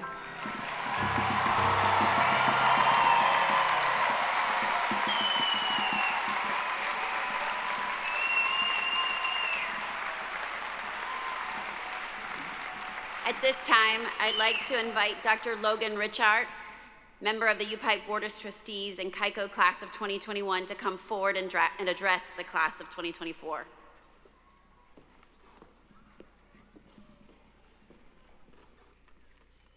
Good morning. It is my great honor as an alumnus of the Kentucky College of Optometry, class of 2021, to congratulate you all, the collective class of 2024. As you complete this monumental journey, you're going to begin the next chapter of life. I wish you the very best in all of your endeavors. To the new optometrists, it is my pleasure to be among the first to welcome you as a colleague and as a fellow doctor of optometry. Today, you join the ranks of over 200 graduates of the Kentucky College of Optometry, and you are now a part of a legacy of health professions education at the University of Pikeville. Congratulations to each one of you. What you have done is not easy. It takes determination and sacrifice, and you have finally accomplished the goal. As Dr. Reeder was recalling the COVID, all of the stuff that went along with that, I had flashbacks. I had kind of regressed or suppressed all of that memory. It came along in the middle of my third year, and so I just want to recognize you and your perseverance. It is awesome. To all of the graduates today, as you head out on the next phase of your journey, it is my sincerest hope that you will keep in mind that this legacy of excellence does not happen without effort, without careful planning, and without support from those who have gone before us. So consider this your invitation to be a part of helping to maintain this legacy by getting involved as an alumnus to help pave the way for those coming behind you, and to help make UPIKE an even better place to receive an education that will change lives far beyond the borders of our campus. Enjoy your moment today, and congratulations once again, and may God bless each one of you.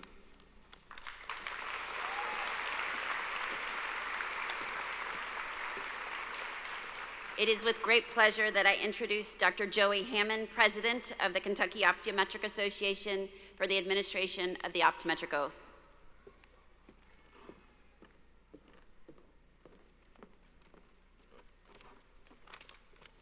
Good morning. On behalf of the Kentucky Optometric Association, I want to congratulate the class of 2024. I am honored to be asked to join you today as you earn your designation as doctors of optometry.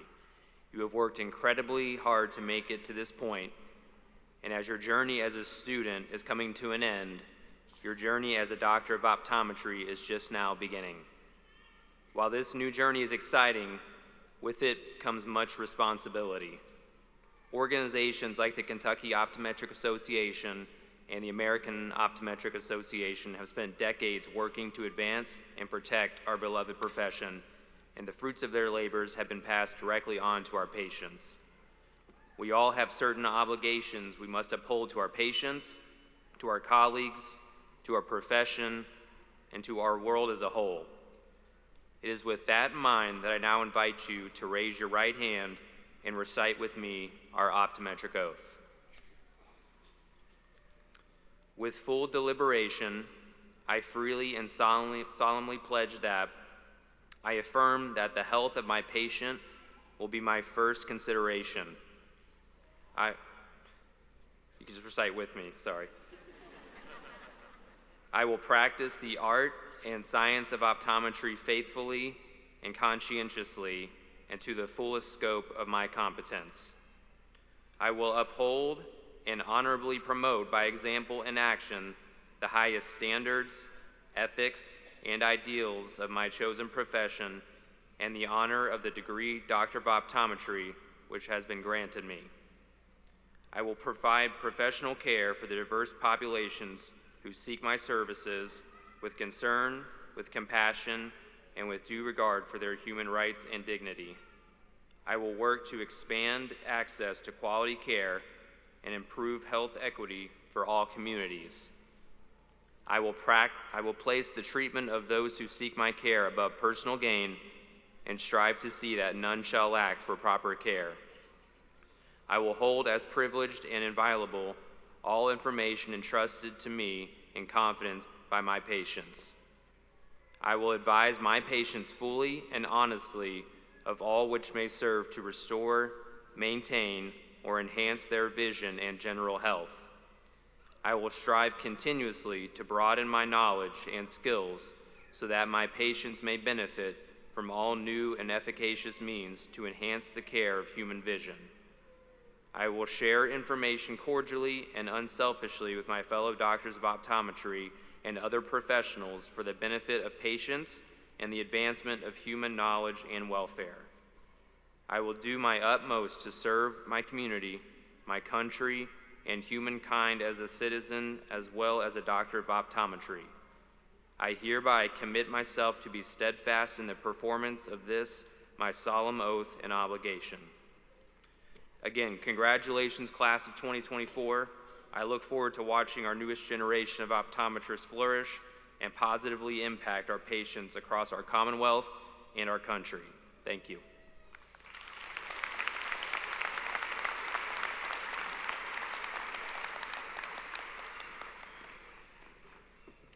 It is with great pleasure that I introduce Dr. Lauren Griffin, KYCOM's Associate Dean of Osteopathic Principles and Practices Integration for the administration of the Osteopathic Oath. Would the graduates of Kentucky College of Osteopathic Medicine, class of 24, please stand up and turn in your book to the Osteopathic Oath so we can recite it together? Loudly like we mean it. All right. I do hereby affirm my loyalty to the profession I am about to enter. I will be mindful always of my great responsibility to preserve the health and the life of my patients, to retain their confidence and respect, both as a physician and a friend who will guard their secrets with scrupulous honor and fidelity, to perform faithfully my professional duties, to employ only those recognized methods of treatment consistent with good judgment and my skill and ability, keeping in mind always nature's laws and the body's inherent capacity for recovery. I will be ever vigilant in aiding in the general welfare of the community, sustaining its laws and institutions, not engaging in those practices which will in any way bring shame or discredit upon myself or my profession. I will give no drugs for deadly purposes to any person, though it may be asked of me. I will endeavor to work in accord with my colleagues in a spirit of progressive cooperation and never by word or by act cast imputations upon them or their rightful practices. I will look with respect and esteem upon all those who have taught me my art. To my college, I will be loyal and strive always for its best interests and for the interests of the students who will come after me. I will be ever alert to further the application of basic biologic truths to the healing arts and develop the principles of osteopathy, which were first enunciated by Andrews Taylor Still. Congratulations, doctors. I'm so proud of each and every one of you.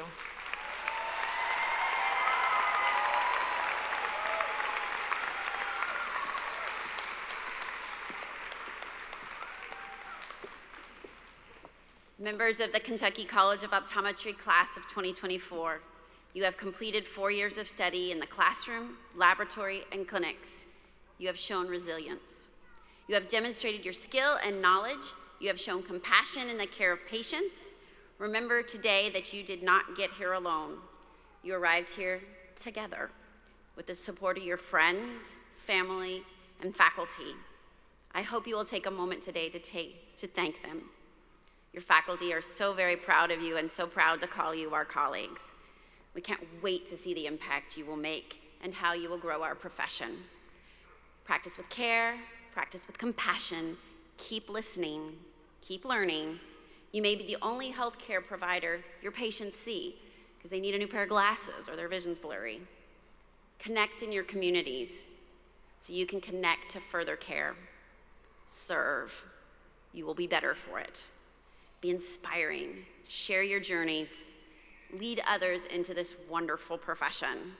You can and will make a difference. It now gives me great pleasure to present the newest doctors of optometry in the United States, the members of the Kentucky College of Optometry, class of 2024. Congratulations.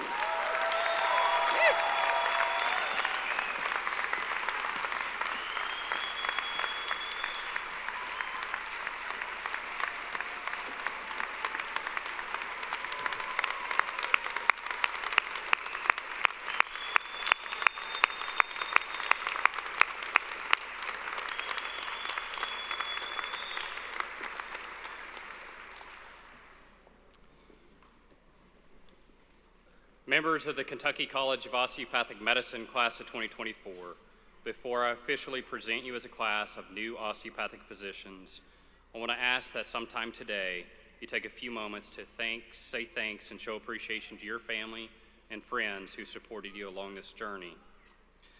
KYCOM class of 2024, you have distinguished yourselves as a class of leaders. You have performed admirably during your years at KYCOM and have enhanced the reputation of our fine College of Osteopathic Medicine.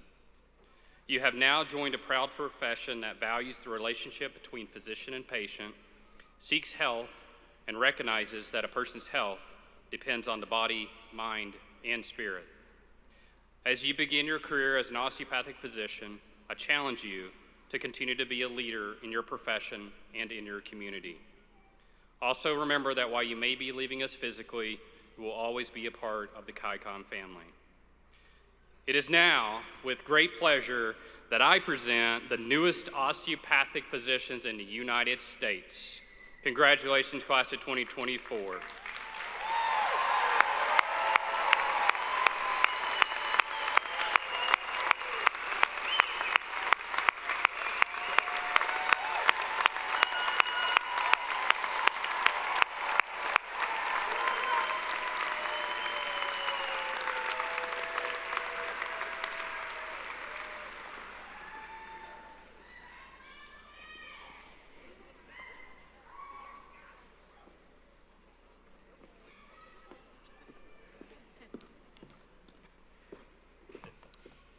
May I introduce Dr. Seth Ryan, valedictorian of the KYCO class of 2024.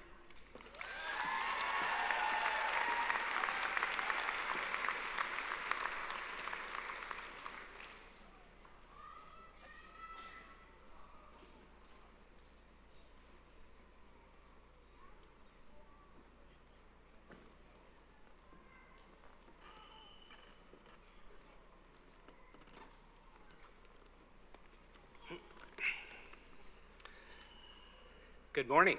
So, when I shared with my co-extern at the Cincinnati VA that I had the honor to represent our class as valedictorian and give a 5-minute speech at commencement, he said, "Wow, it's an awful lot of work for 5 minutes." And here we are, we've wasted the first 20 seconds. So we're gonna do the thank yous, right? I wanna thank God for guiding me down this path, my lovely wife, Caitlin, for the many years of support and the sacrifices that she made on my behalf. I love you dearly. And I couldn't have achieved this without you. To my father, Dr. M.W. Ryan Jr., and my mother, Susan, Dad, congratulations on 50 years of optometric practice.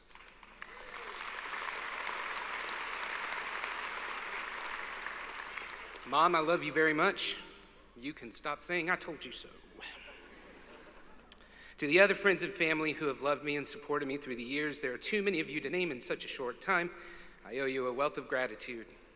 I want to recognize members of the Knoxville optometric community, particularly Dr. David Patton, Drs. Shane and Michelle Presson for their support, and of course, Reese Chase and the staff members at East Tennessee Binocular Vision Center. To the faculty and staff of UPIKE and KYCO, thank you for all the knowledge that you brought to us and for ensuring that our class isn't about to go out and manufacture an army of monocular people. To our colleagues graduating from KYCOM, congratulations, doctors.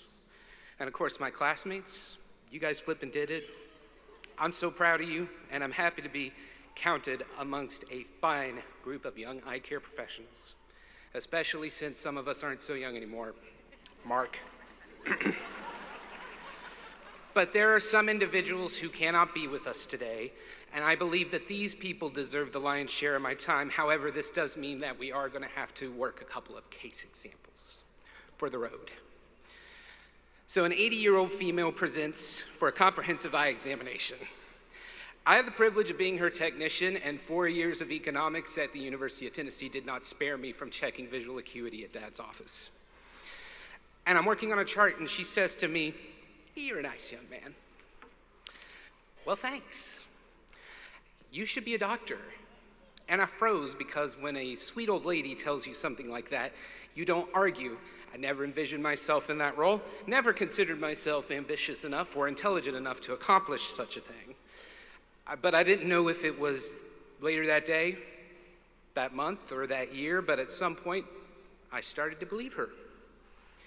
Our next case is a 17-year-old young man who presents for a follow-up on his glasses.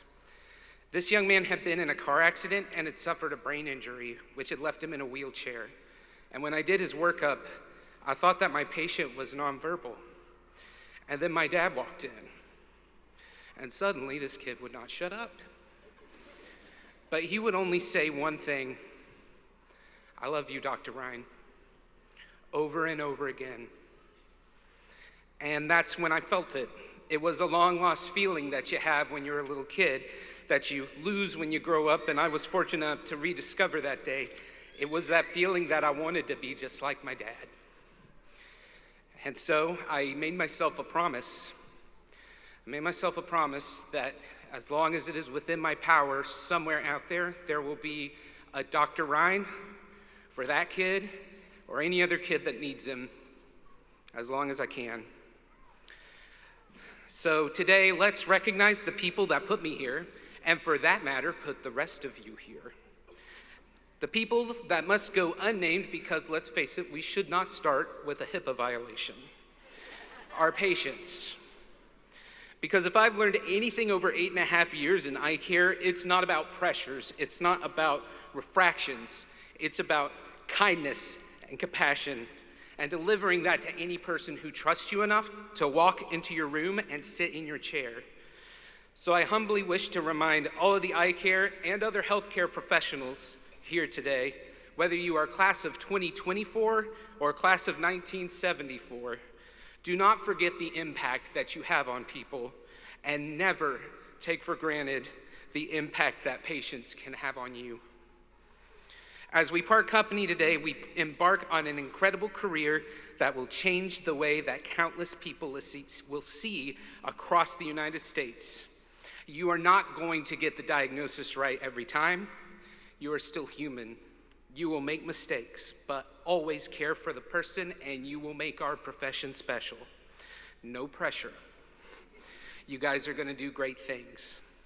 So I'm gonna close with a quote from my favorite British science fiction TV show, Doctor Who. So for those of you who aren't massive nerds like me and have not seen this, the Doctor is an alien, and when he, she, or they becomes mortally wounded, he, she, or they transforms into a new Doctor, and that's how you get 60 years of science fiction television.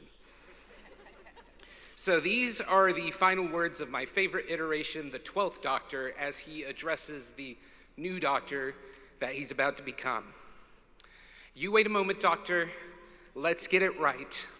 I've got a few things to say to you. Basic stuff first. Never be cruel, never be cowardly, and never ever eat pears.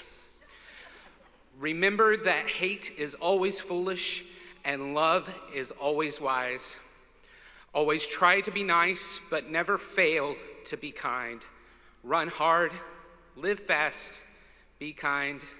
Doctor, I let you go. Thank you, everyone, and may the force be with you.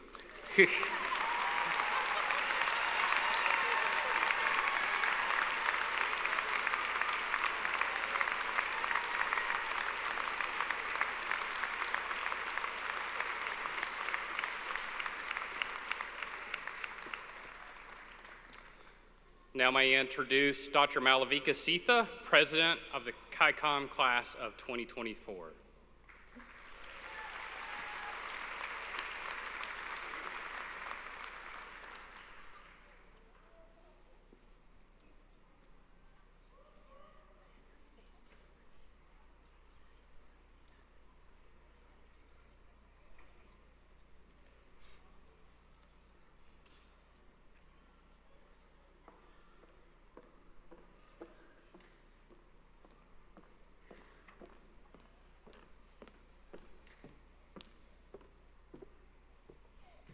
Well, I'll try to follow that. It's a little hard.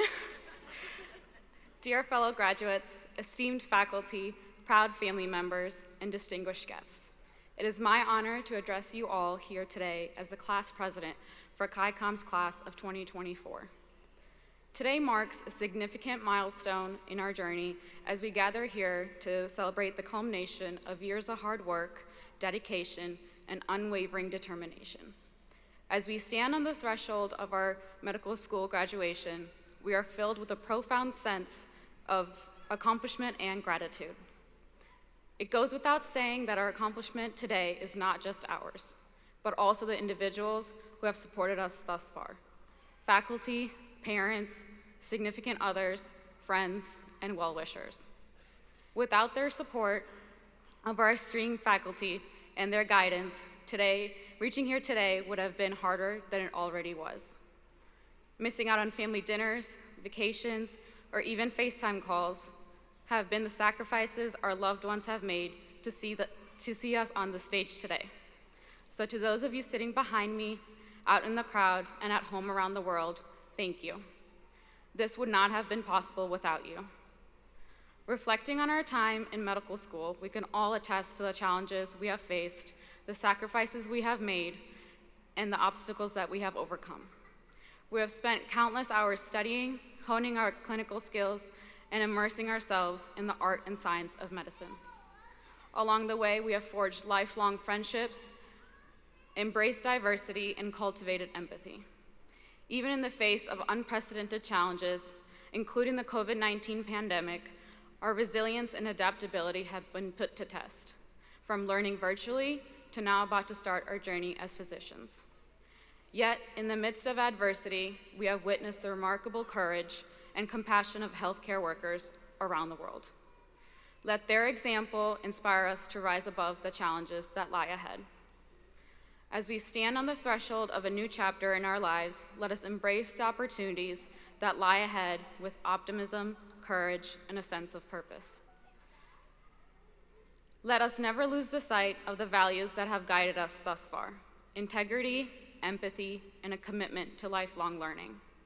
And let us always remember that as physicians, we have the privilege of touching lives, making a difference, and leaving a lasting legacy of healing and compassion.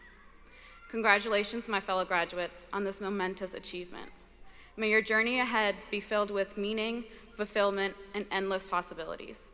And may you always strive to uphold the highest ideals of our noble profession. Thank you for giving me the opportunity to serve you as your class president. It has been an honor and a privilege. I can't wait to see what the future holds for us all.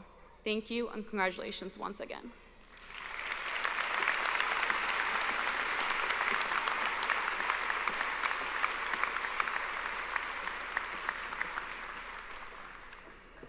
Thank you, Dr. Sitha and Dr. Ryan, for those words. Deeply appreciated. Students, I think I've got one more quick assignment for you. If you would all stand, please, all the graduates of both classes. Somewhere in this building, you have supporters. Do you know where they are? Find them, point to them, wave to them. They want to take one more picture. They'll be able to zoom in. All right, family members, can you join your students and please stand?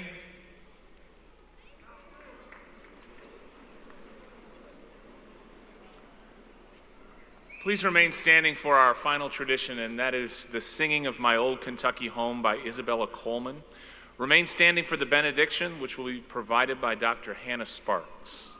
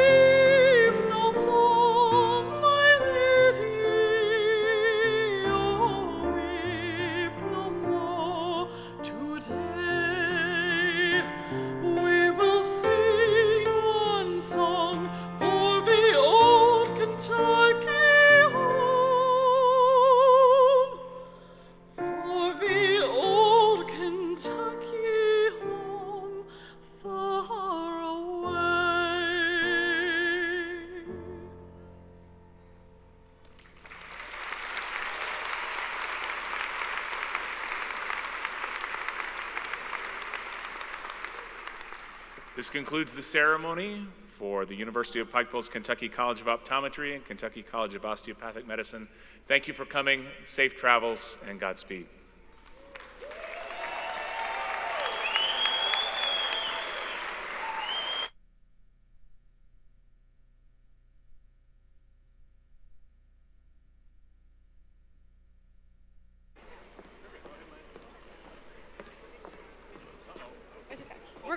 We're going to pray first, okay?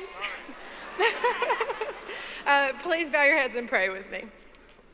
Dear Heavenly Father, thank you for allowing us to be here today to celebrate this milestone in the lives of these graduates. I pray that wherever the next step in our journeys may be, we feel joy and accomplishment for how far we've come. I pray you give us the perspective to see each new challenge we face as a learning opportunity, and that you give us humility and give us confidence so that we all know that we're exactly where we're supposed to be. I pray this class will seek you through all the many victories and all the failures that come with our professions, and that you'll help us find comfort in knowing that these belong to you. I pray as we reflect on the sacrifices we've made and the obstacles that we've overcome to be here, we see how you're with us every step of the way. And I ask that you continue to walk alongside this class and mold us to be a reflection of you in our futures as leaders, educators, and physicians. And lastly, I ask that you watch over all of us and the family and friends who've traveled here today, and you provide protection and safe travels to everyone as we travel home and into the next phase of our lives. In Jesus' name I pray, amen.